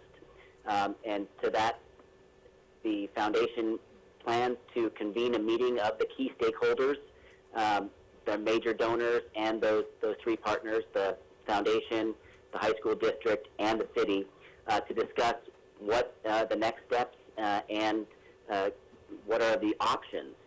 Those could range from trying to scale down the size of the pool, or even take it from 2 pools to 1 pool, look for other funding sources. And so that stakeholder meeting would be the first gathering, when we are allowed to gather, that would include these 2 council members of an aquatics ad hoc committee to participate in that discussion. And also going forward, if the council would like to continue discussions and in terms of that kind of joint use operation of an aquatics facility, if there is funding and going forward with that, then that ad hoc committee could meet to make discussion with district representatives and foundation representatives before bringing something back as a recommendation to the city council. So it would just meet on an as-needed basis, and again, there's no date set yet in light of the no gathering rule for that stakeholder meeting, but it's assumed that it would go as soon as possible once the gathering restriction is lifted. All righty, thank you. Any questions for Kyle on this one? Councilmember Andrusik, any questions? No, ma'am. Councilmember Sanchez, any questions? No, ma'am. Councilmember King, any questions? No, ma'am, I already had a lengthy conversation. Wonderful. Vice Mayor Mercado, any questions? No questions, but I have comments. Okay, terrific. I open it up to the public. Any questions come in? Any comments? No? Closing it, public comment. Vice Mayor Mercado, I'd be interested in your thoughts, please.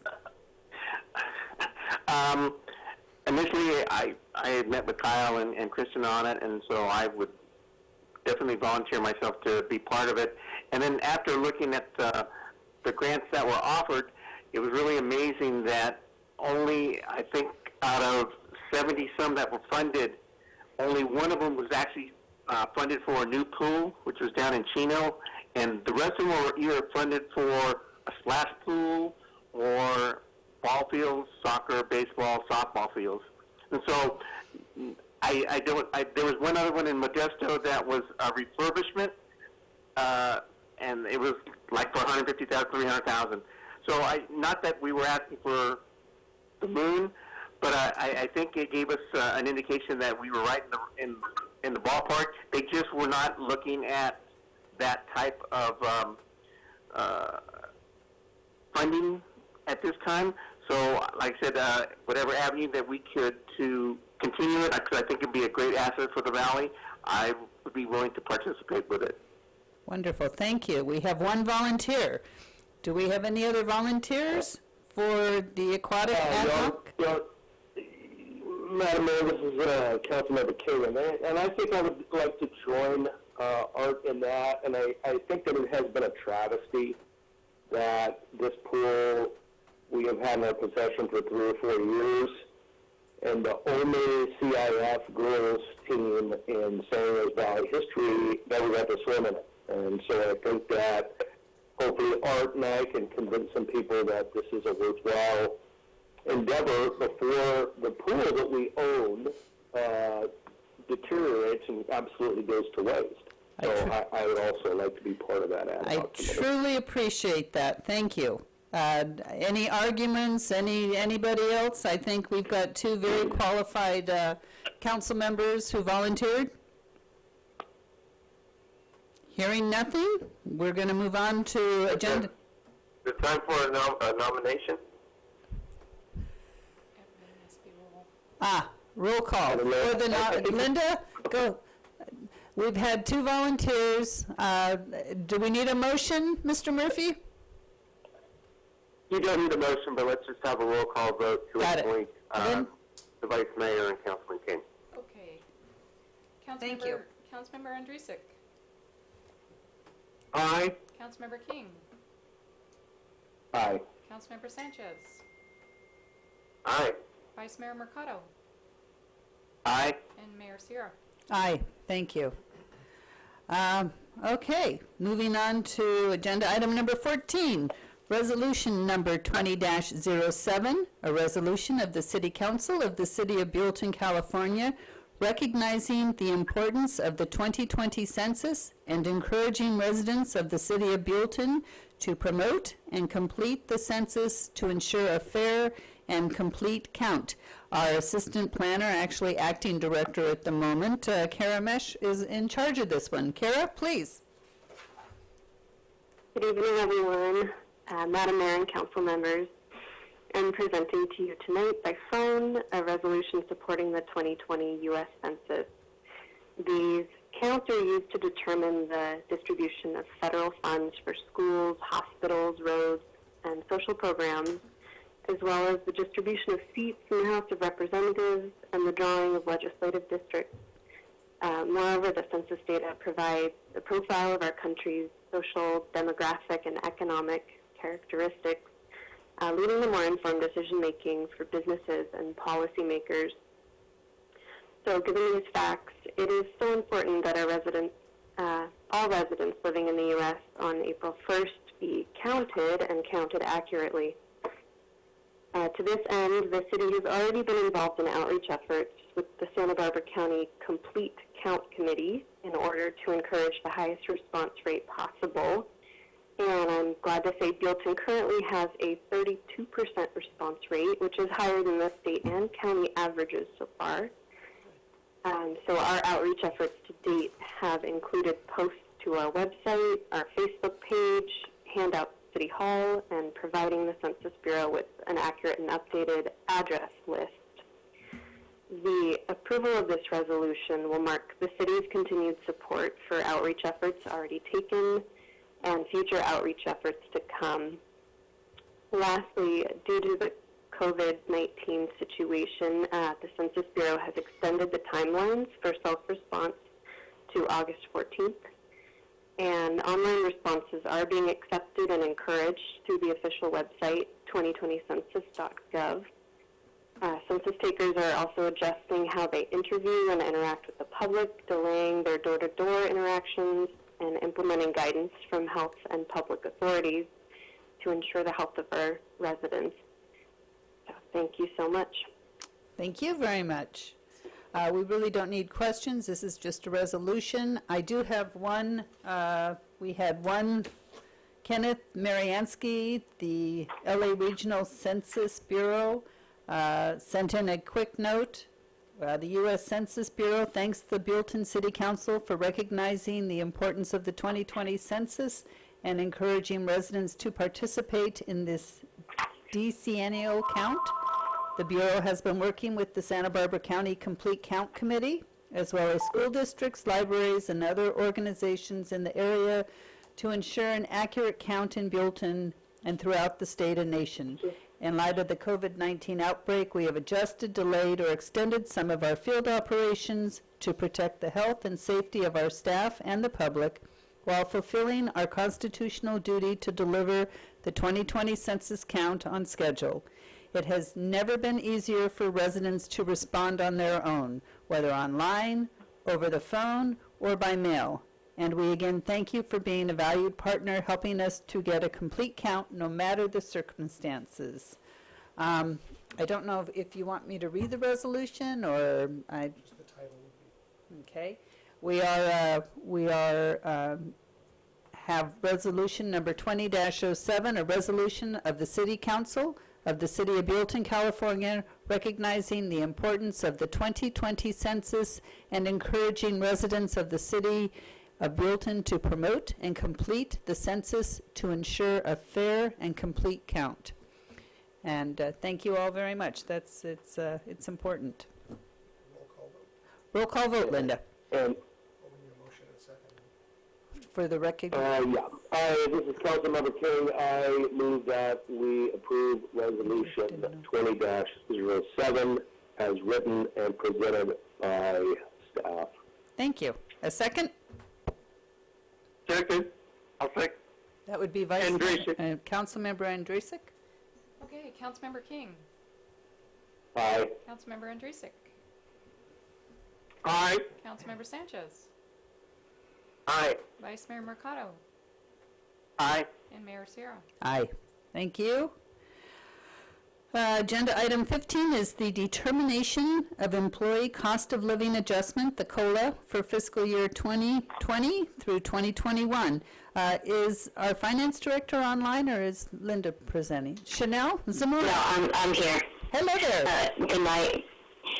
Madam Mayor and City Council, every year before the budget process, city staff presents to City Council a proposed cost of living adjustment, otherwise known as the COLA for full-time employees.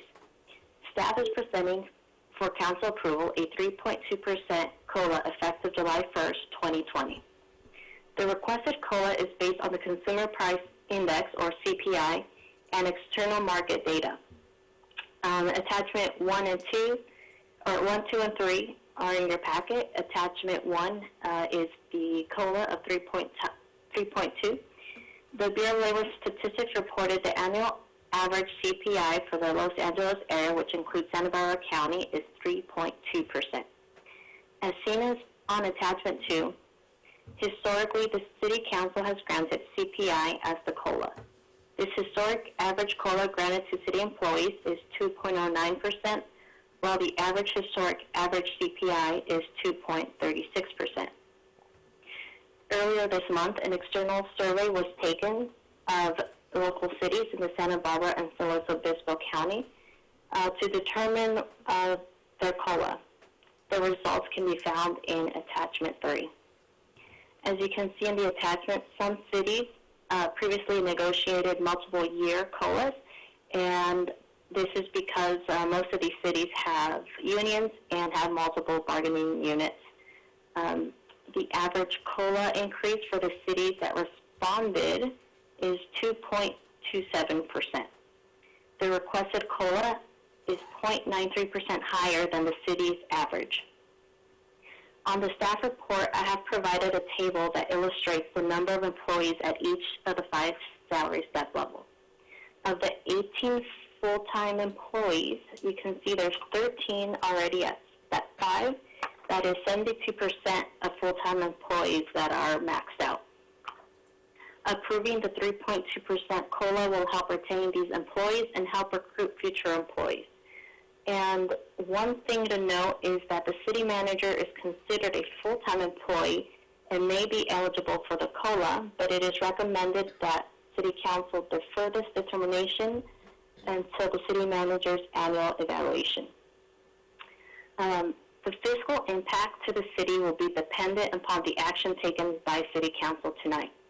If a 3.2% increase is granted, the overall increase to salary and benefits is approximately $92,700. The impact to the general fund is $50,700, and for both the water and sewer fund would be $21,000 each.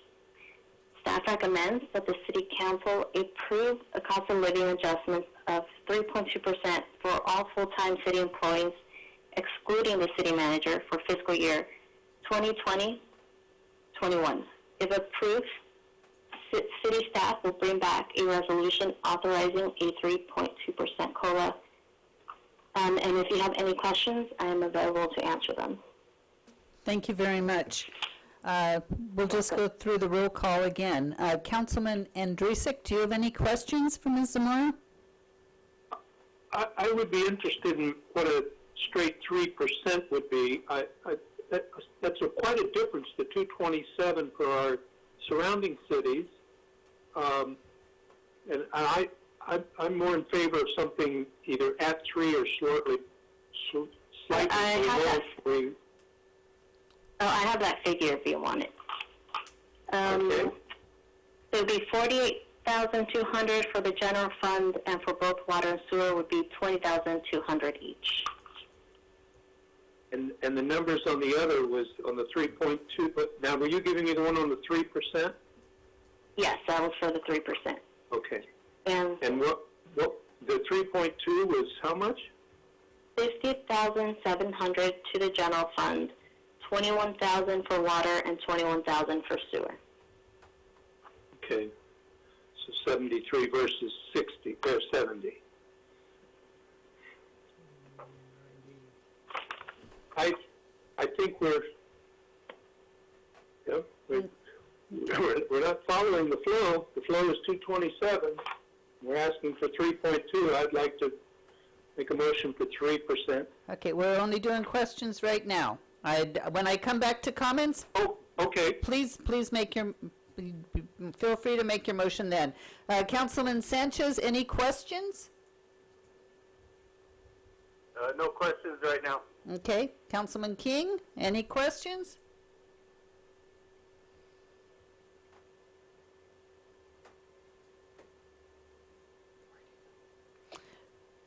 Vice Mayor Mercado, any questions? No questions at this time. Okay, then I will open it to public. Did Dave, maybe he went somewhere? He probably had to grab something. I'm sure he'll be right back. Okay, so do we have any public comment? I don't have anything up here, nothing there. Bringing it back to council for discussion. We've got Mr. Andrusik, you put your comments in, and we'll give you first shot at making a motion. Councilmember Sanchez, any comments? No, I'd like to make a motion for the 3.2. Okay. Councilman King, are you back? Are you here? I know Councilman Andrusik wanted to make a motion for the 3%. Madam Mayor, this is Councilmember King. I'm sorry. Yes. I made a comment. I had my phone on mute. Are you back to us on comment? I sure am. Okay. I would like to make a comment, and I think that being sensitive to the situation that we are in right now, that we should defer this until a later date at the discretion of our city manager to bring that back onto the agenda and make a decision after our, so to speak, internment. Righty. Okay, Vice Mayor Mercado, any thoughts on your part? Any comments? Yeah, I just want to say that I think our employees doing a great job. I want to support them as much as possible. And look at the figures, what we've done before. I would support more toward the 3% versus the 3.2. It's only $4,000, but it's $4,000 that we have if we need here coming up with this situation that we're in right now. That if we need a little more funding, it's just $4,000, but it's still something that we can look at a later date. Okay, thank you. So Mr. Murphy, I'm calling on your invaluable experience again to help me out. During questions, Councilman Andrusik wanted to make a motion. I told him to hold off.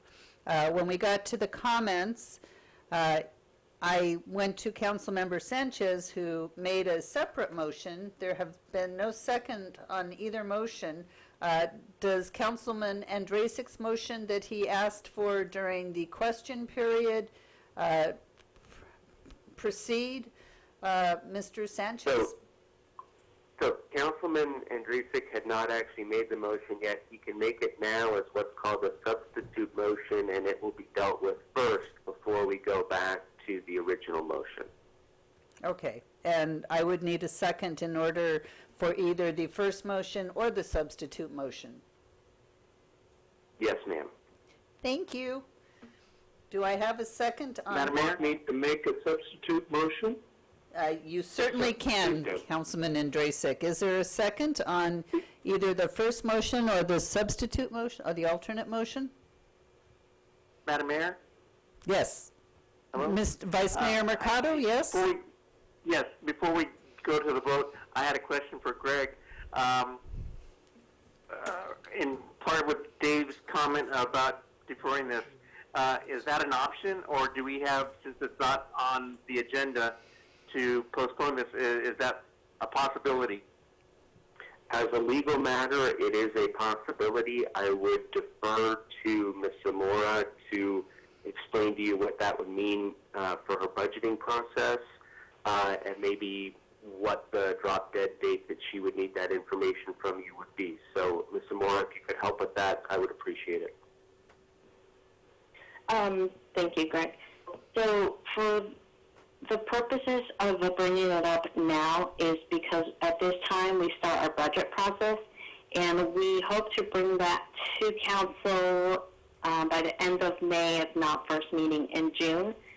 So by that time, or before the first meeting in June, we would bring this back, and that just helps us determine what our true budget numbers will be when we bring it to you.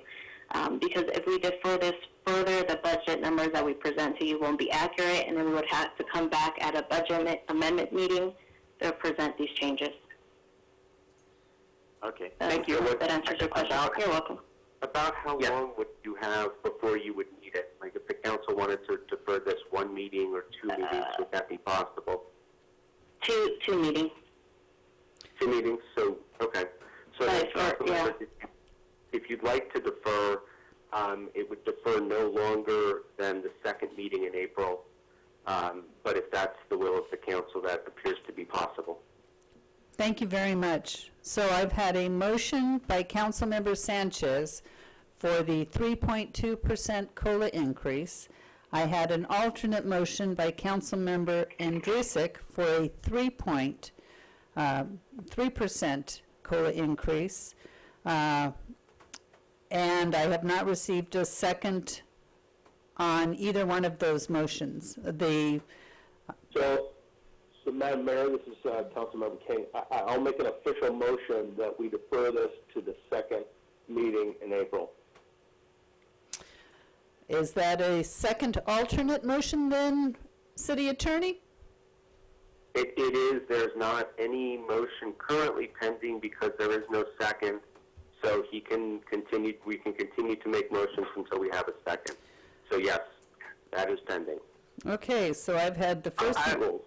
Yes, do you have a motion, Vice Mayor? No, I have a second to Dave's motion for postponement for a later meeting. Okay.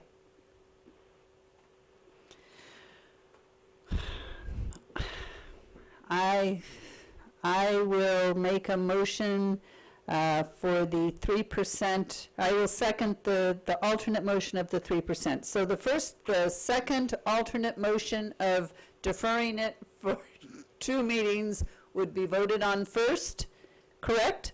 No, actually, the vote for the 3% would come first, and then the vote for 2 meetings, because that's the order in which they were seconded. So we'll vote first on 3% right now, and then if that does not pass, then we'll vote on delaying this for up to 2 meetings, depending on the nature of the crisis. No. Mr. Murphy, the actual, Yes, sir. the first motion to receive a second was actually the motion for deferral. It was. Yes, it was, Right. it was the Yeah, second correct. motion he made, but the first motion to receive a second. I thought John's was the first. Correct, but you But he didn't you get a vote on second. the substitute motion first, and the substitute is, the substitute becomes the latter of the 2 to receive the second. So you have to vote on the one that is the last to receive the second. There we go. So this is a vote for the 3% COLA. Linda? Okay, and that was Councilmember Andrusik, correct? Councilmember Councilmember Andrusik. Andrusik, seconded by the mayor, ma'am. Correct. Okay, I'm sorry. I don't know who was on first. Okay. Mayor Sierra Aye. and Councilmember Andrusik Aye. and Councilmember King No. and Councilmember Sanchez Aye. and Vice Mayor Mercado. No. No? No. Thank you. All righty. Okay, go ahead, ma'am. So do we So now we vote on the second. It was a 3-2. Greg, do we vote the So second? you have, no, you have adopted, seconded. you vote. Okay, then we vote on the deferring. We do? We are voting to defer it to the second meeting in April. Okay. So I'm sorry, ma'am, you approved by a 3-2 vote, you approved the 3% increase. Correct. So the vote now, Motion. right, that is an approval, which means that you don't need to worry about the second meeting or the second meeting in April. You've already approved the increase. Thank you very much. Thank you, ma'am. Thank you. All righty. Agenda item number 16, presentation and discussion of administrative steps taken in response to COVID-19 and county declaration of local health emergency. Mr. Wolf. Thank you, Madam Mayor, members of the City Council. As you're well aware at this point, we not only have a declaration of local health emergency established or declared by the County of Santa Barbara, we are now also under executive order for very similar purposes with much more far-reaching impacts.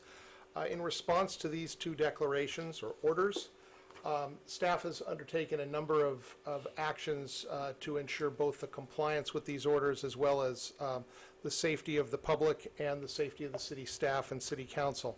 I'm going to go through a number of these. You've heard most of them before.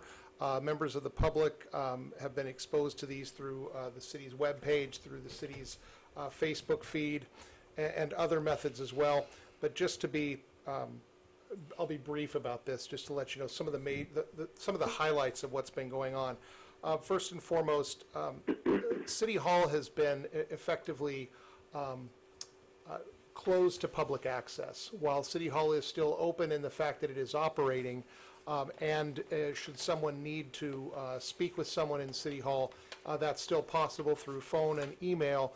By and large, the doors are locked at City Hall and in the planning department, and meetings with city staff are accomplished by appointment only. This is to ensure that appropriate social distancing measures can be taken, that adequate space exists within City Hall for meetings and such, and that we minimize the number of people exposed both inside and outside of City Hall and to the planning department. Payments for utility bills, while those are still taken at City Hall, we encourage residents to use the telephone or the city's website, the telephone or the city's drop box in front of City Hall to pay those utility bills. For those who wish to pay with cash, we are offering a curbside service. Residents can call in when they're in the parking lot or can ring the doorbell in front of City Hall, and a staff member will come outside, accept their payment, take it back inside, and bring them back a receipt for that payment. Signs have been posted at City Hall informing the public of this new change. By and large, the public has taken these measures in stride. I think due to the fact that a number, or the majority of businesses in the area here have had to change their operating procedures in order to comply with the governor's order. It's not been a surprise, and we haven't had any real negative response to the changes that have taken place at City Hall. Our recreation programs are currently canceled due to the school district limitations on the use of facilities during this health order. The district is under the same order as the rest of us in terms of the requirement for social distancing. They have canceled all of their classes at the school district facilities, and as such, the city has had to follow suit and cancel our recreation programs. However, the full-time recreation staff does continue to occupy the office at the recreation center at Hanada Middle School.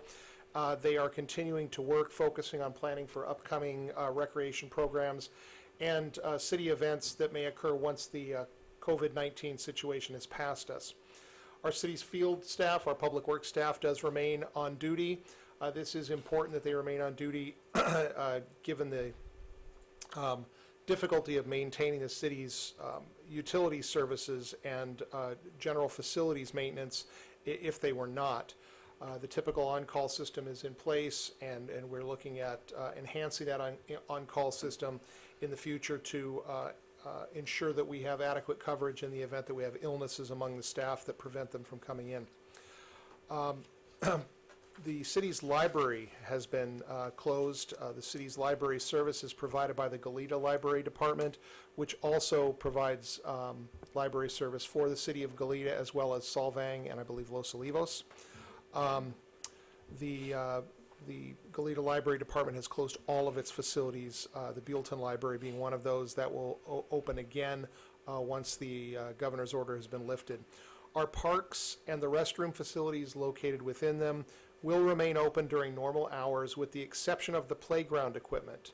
The playground equipment, given the difficulties in sanitizing that between uses, it wouldn't so much be difficult as impossible to adequately sanitize that between uses, does pose a potential transmission problem, and so signs have been posted at that playground equipment alerting the public to the fact that that equipment is closed until further notice.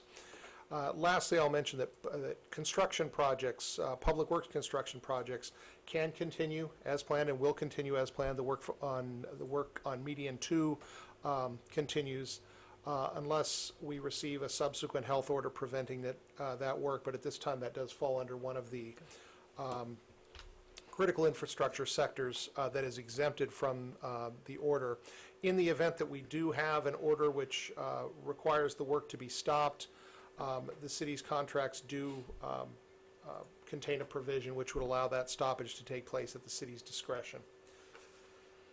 The city of Lompoc and the county of Santa Barbara have both opened or activated their emergency operations center. They remain the only agencies within the county, city or county, to do so.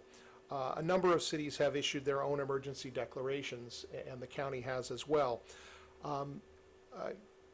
Given the county's emergency declaration, it has been unnecessary for the city of Buellton to issue its own at this point.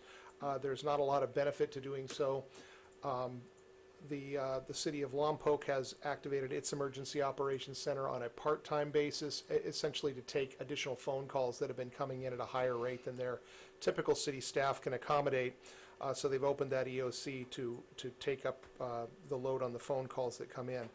Again, while we're constantly keeping an eye out for any potential need to either make an emergency declaration on behalf of the city or to open the emergency operations center, no need to do so has been identified at this point, and I'll continue to consult with the city attorney and the department heads to make sure that if that need does arise, we will bring that to the city council's attention.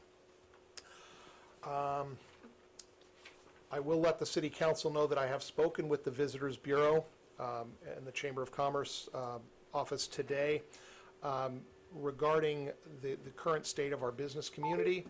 Our business community seems to be doing fairly well given the circumstances. There have been no immediate requests for any type of aid that we have seen. For instance, the city of Solvang is providing microloans to some of its businesses.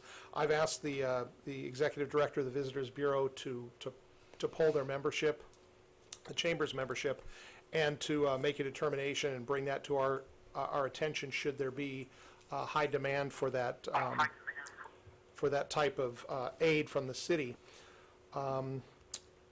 We are undertaking some relief for both residents and businesses as part of the response to the COVID-19 situation.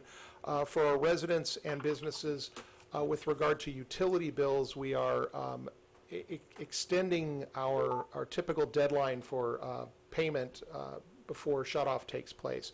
We've extended that for the month of March until March 31st, and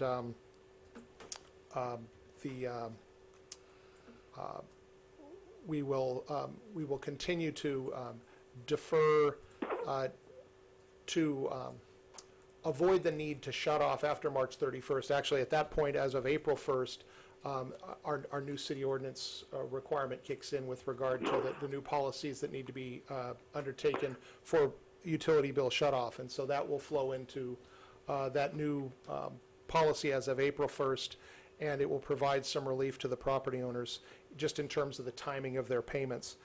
And then lastly, the next item on the agenda item number 17, deals with deferral of payments for the transient occupancy tax for our local hotels and motels.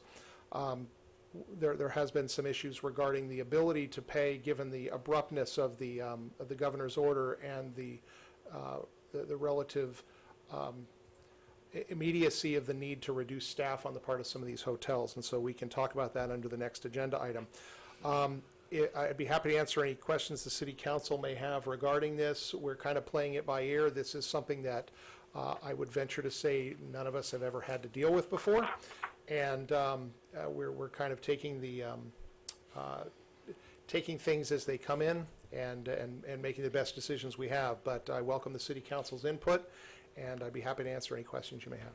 Terrific. I guess we'll start with questions. Any questions to our city manager, Councilman Andrusik? No, ma'am. Councilmember Sanchez? No, thank you. Thank you. Any questions, Councilman King? No, just a very good in-depth presentation. Thank you. Good. Vice Mayor Mercado, any questions? No questions. All righty. I don't have anything up here from the public. Have we received anything? Let me check. Timed me out. Give me just a second. Of course. No, ma'am. All righty. I'm closing public comment, bringing it back to council for any discussion, any comments. I mean, I agree with Councilman King. It was a very thorough presentation. I think our city is doing all we can to stay on top of this. The city of Solvang has asked if we want to partner with them in any way. I'm not quite sure how we would do that, but any suggestions, any comments for our city manager would be greatly appreciated. Councilman Andrusik, anything? No, ma'am. Councilman Sanchez? Just a comment that maybe we should defer turning people's water off and maybe the interest payments for just to help people out if they're having trouble paying their bills. It would limit the contact between even the office and the staff. Just for whatever, like we're doing for transient occupancy, kind of waiving penalties. But that's just for consideration for the future. Yes, we have deferred, not payment, but deferred our deadline, our shut-off dates, and if the city council would like, we can bring back a resolution, a similar resolution if necessary, in order to waive penalties and interest on late fees. All righty. Good one. Thank you. Councilman King? I'm going to backtrack. I do have a question. Are you actually physically sending people out to read meters? Yes, we have meters being read on the normal schedule, yes. The reason I asked that question is because PG&E had contacted me and said they're not sending anybody out to read meters. Okay. All righty. Vice Mayor? Go ahead, No. Dave. Go ahead. No, I'm good. Thank you. Vice Mayor Mercado? Just comments. I just want to thank Scott for keeping us in the loop as often as he had. It's been great, especially if you get asked a question and you're able to get some information back to people who live here in the valley, or excuse me, live here in Buellton. So I just wanted to commend Scott and the staff for doing a great job in this situation. I agree. Response time has been outstanding. So, all righty. I'll second that compliment.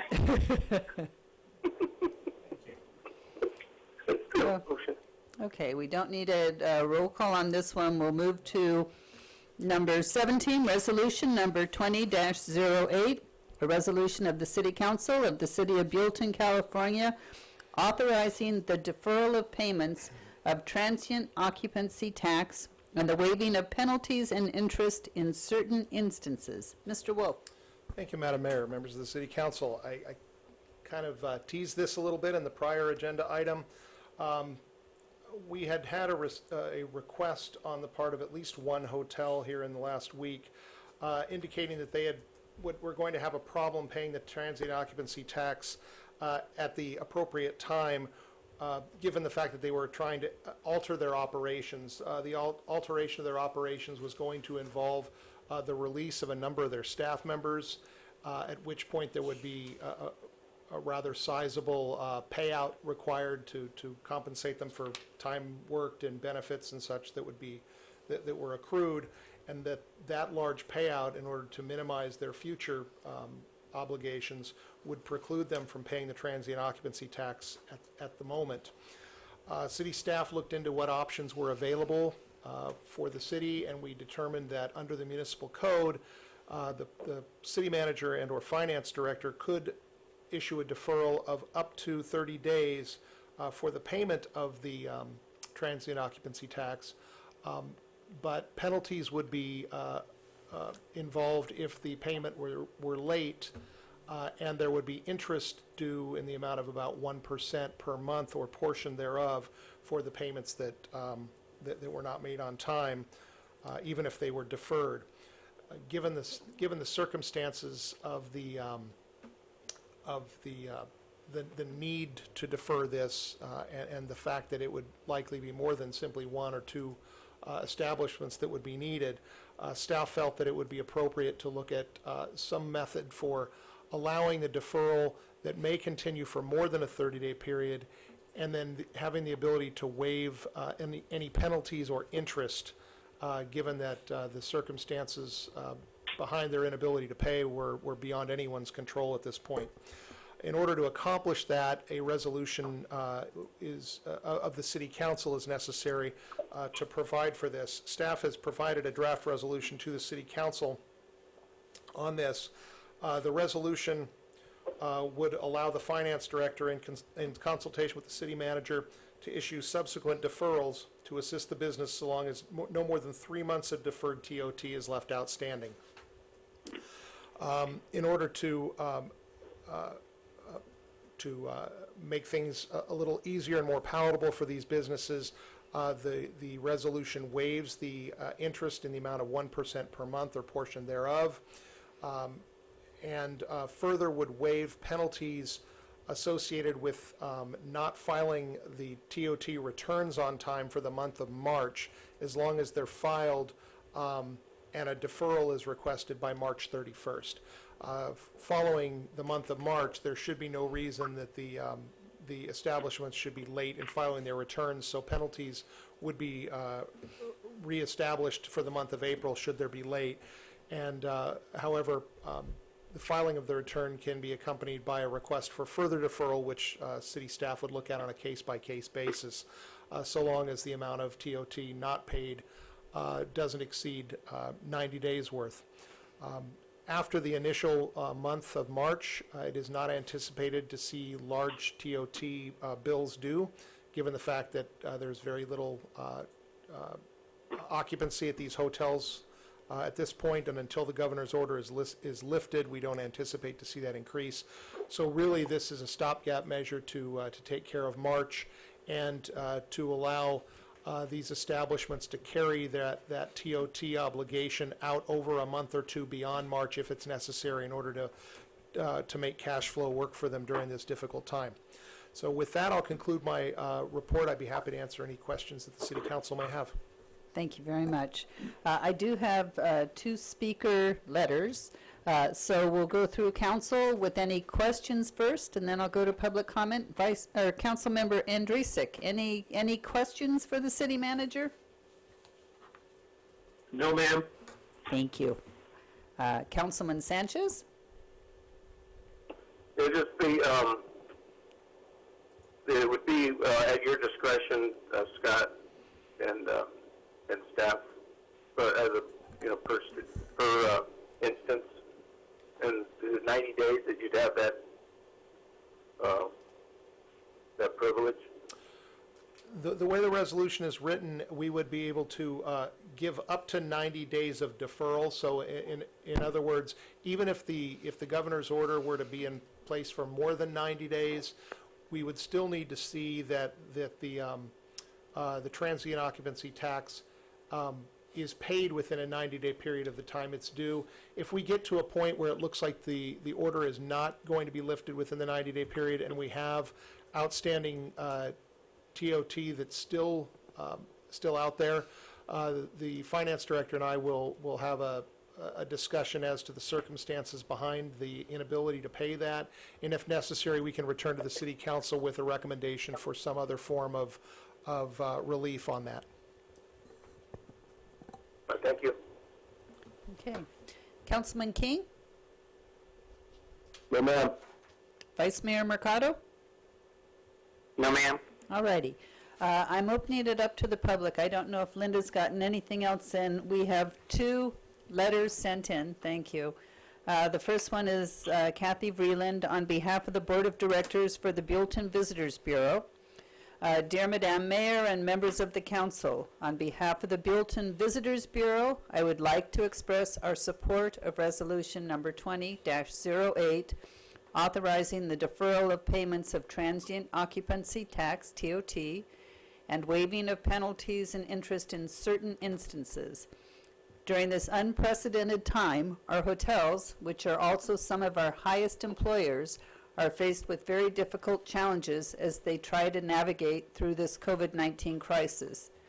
Having the ability to defer their TOT payments and not have to worry about facing penalties could make the difference of keeping their doors open or closing for an unknown amount of time. We are very fortunate to have a great selection of lodging options in our community and understand the importance of their success to our city. This is why we are asking the council to support this resolution and the industry at this time of uncertainty. Thank you for your consideration and support for the hoteliers in Buellton. Kathy Vreeland on behalf of the board. I have one other letter. This is from Daryl Nilsson. Attention, Madam Mayor and members of City Council. On behalf of Pea Soup Anderson's Inn of Buellton, we are in favor of supporting the resolution number 20-08, authorizing the deferral of payment of the transient occupancy tax and waiving of penalties and interest in certain circumstances. We, along with all hotels during this time of COVID-19 crisis, are experiencing the most difficult times we have ever faced. With the ban on travel, which is the mainstay of all hotels, our businesses have come to a standstill and have no choice but to wait this trying time out and hope we can all recover soon. We would appreciate this to be highly considered to be passed and in hopes to lighten the burden during this time. Thank you for considering this request and realize we welcome the support from the City of Buellton. Sincerely, Daryl Nilsson Jr., the GM or the Inn Group. That's all I've got. I'm closing public comment, bringing it back for conversation and a motion. Gentlemen? I'm going to go backwards. I have a comment. Okay. I'm gonna mix things up. I usually go to Councilman Andrasik first. This time I'm going to Vice Mayor Mercado first. No, thank you, Madam Mayor. I like I said in our meeting this week, but there's over here in the chamber, hearing the numbers that they're going through right now, I think this is just a good way for the City of Buellton to show support for our local businesses and give them a break and hopefully let them stay open, which is, fortunately, if you look through saw them, a lot of them are closed totally. At least some of ours are staying open, and the numbers are down, but they're making every effort to help people who are still traveling for whatever reason, but I think this would show a big support for them. I'd be definitely in favor of it. Thank you very much. Good. Councilman King? Yeah, I wholeheartedly agree with what Art said. And that's my only Terrific. comment. Councilman Sanchez? I'd like to make a motion to pass the resolution. All righty. Councilman Andrasik, any comments and perhaps a second? I guess you didn't hear it earlier, but yes, I would be happy to second that. Thank you very much. Linda, roll call, please. Okay, Councilmember Sanchez. Aye. Councilmember Andrusik. Aye. Councilmember King. Aye. Vice Mayor Mercado. Aye. And Mayor Sierra. Aye. Thank you. Our hotels are a very important part of our community, so any help we can give them. City Manager's report. Thank you, Madam Mayor, members of the City Council. This evening, I have a very brief City Manager's report. It's really simply a question to determine which direction the City Council may want to go. Among other things that have been going on with the COVID-19 situation, one of the questions that's come up on a number of different angles is whether the City Council would consider taking an action to preclude evictions, both commercial and residential, during the time of the governor's order. The governor has issued an executive order giving the city an expanded ability, or waiving the time frame of a moratorium that the city can adopt an ordinance for preventing evictions, and I'm sure the city attorney can explain it better than I just tried to.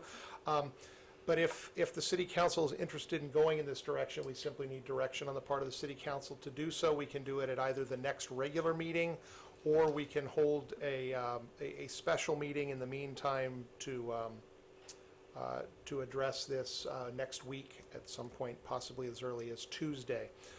We simply want to take the city council's temperature on this and find out which direction, if any, you'd like to go. Essentially, an ordinance like this would preclude evictions of either residential tenants or commercial tenants from their place of business or residence based on an inability to pay, assuming that inability to pay would be somehow due to the COVID-19 health orders. And at this point, the Sheriff's Department, I was in discussion with the Sheriff's Department this morning, they have decided that they are not going to be conducting any evictions at this point. The courts at this time are closed. However, we do not know when they will reopen, and at such time as the courts do reopen, if the Sheriff's Department decides that they need to undertake the eviction process again, if the City Council wishes to prevent those evictions, we should probably look at an ordinance sooner rather than later. And Mr. City Attorney, if you've got anything to add to that jumbled report, please jump in.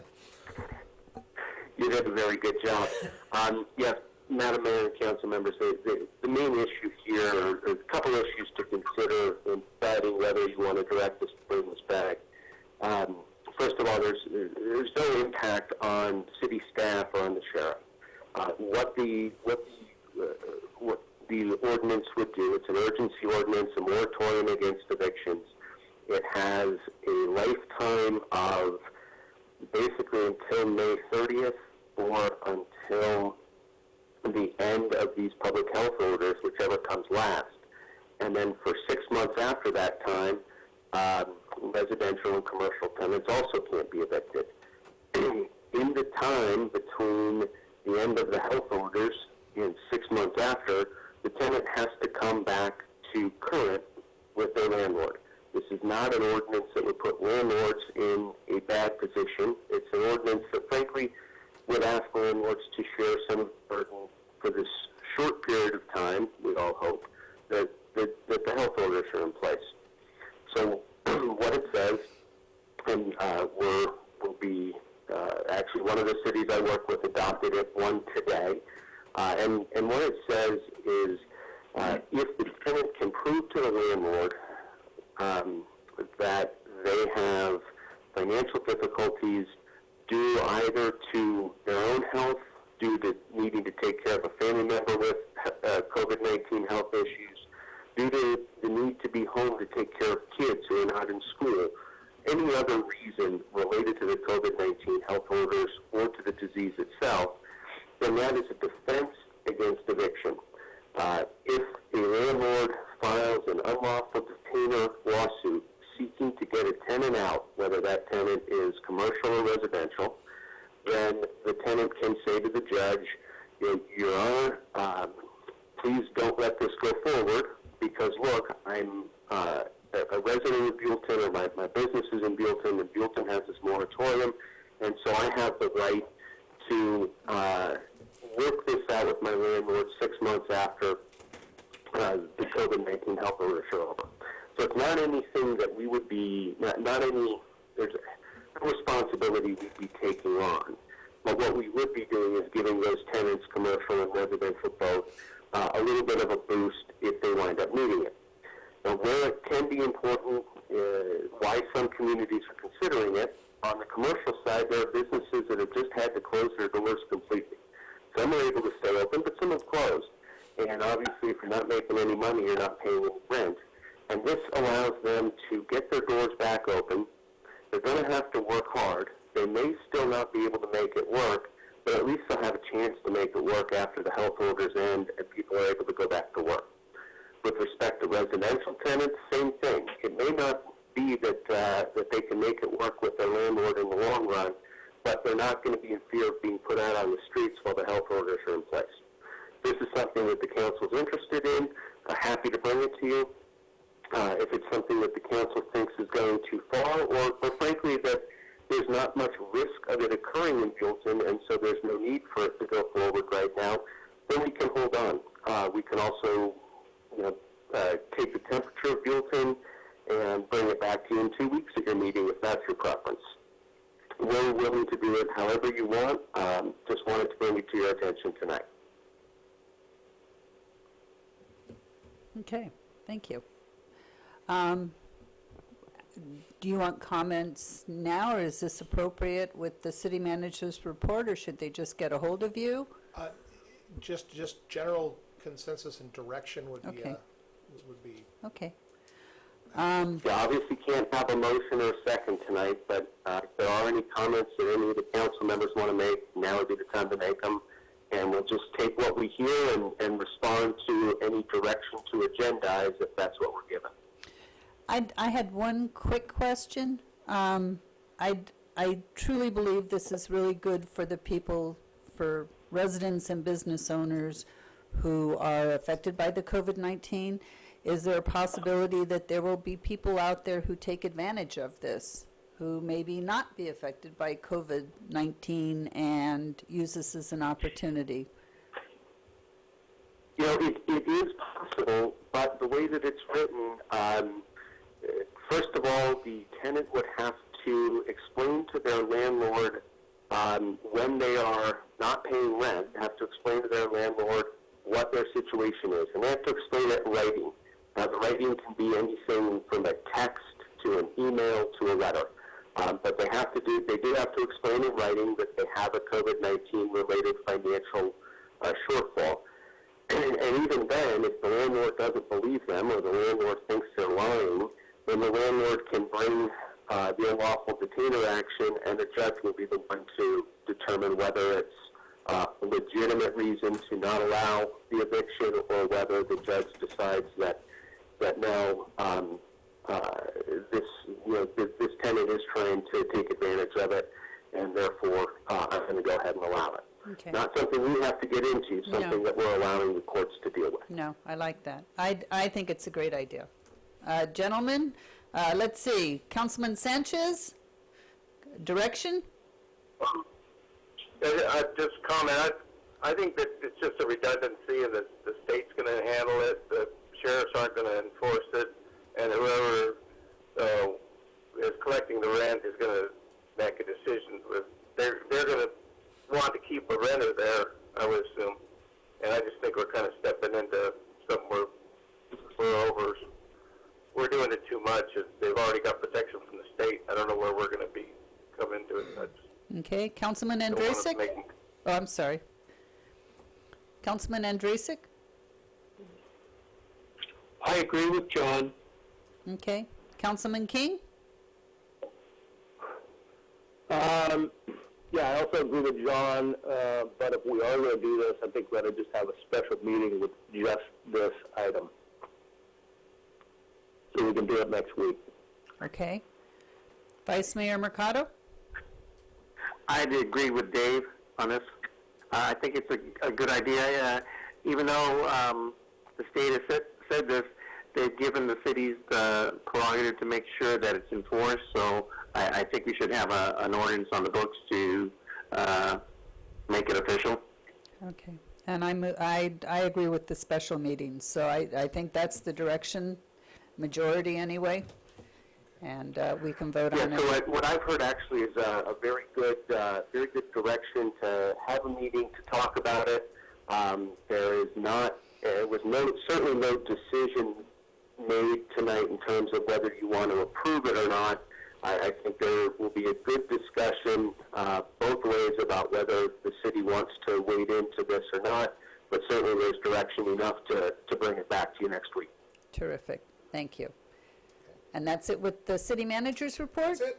Wonderful. Mr. Murphy, please. Mayor, the council will now adjourn into closed session for two items of real property negotiation, properties 264 Lolata Drive and 202 Dairyland Road, both as more fully laid out on the written agenda, as well as one item of potential initiation of litigation. Thank you very much. Thank you. We'll take a 5-minute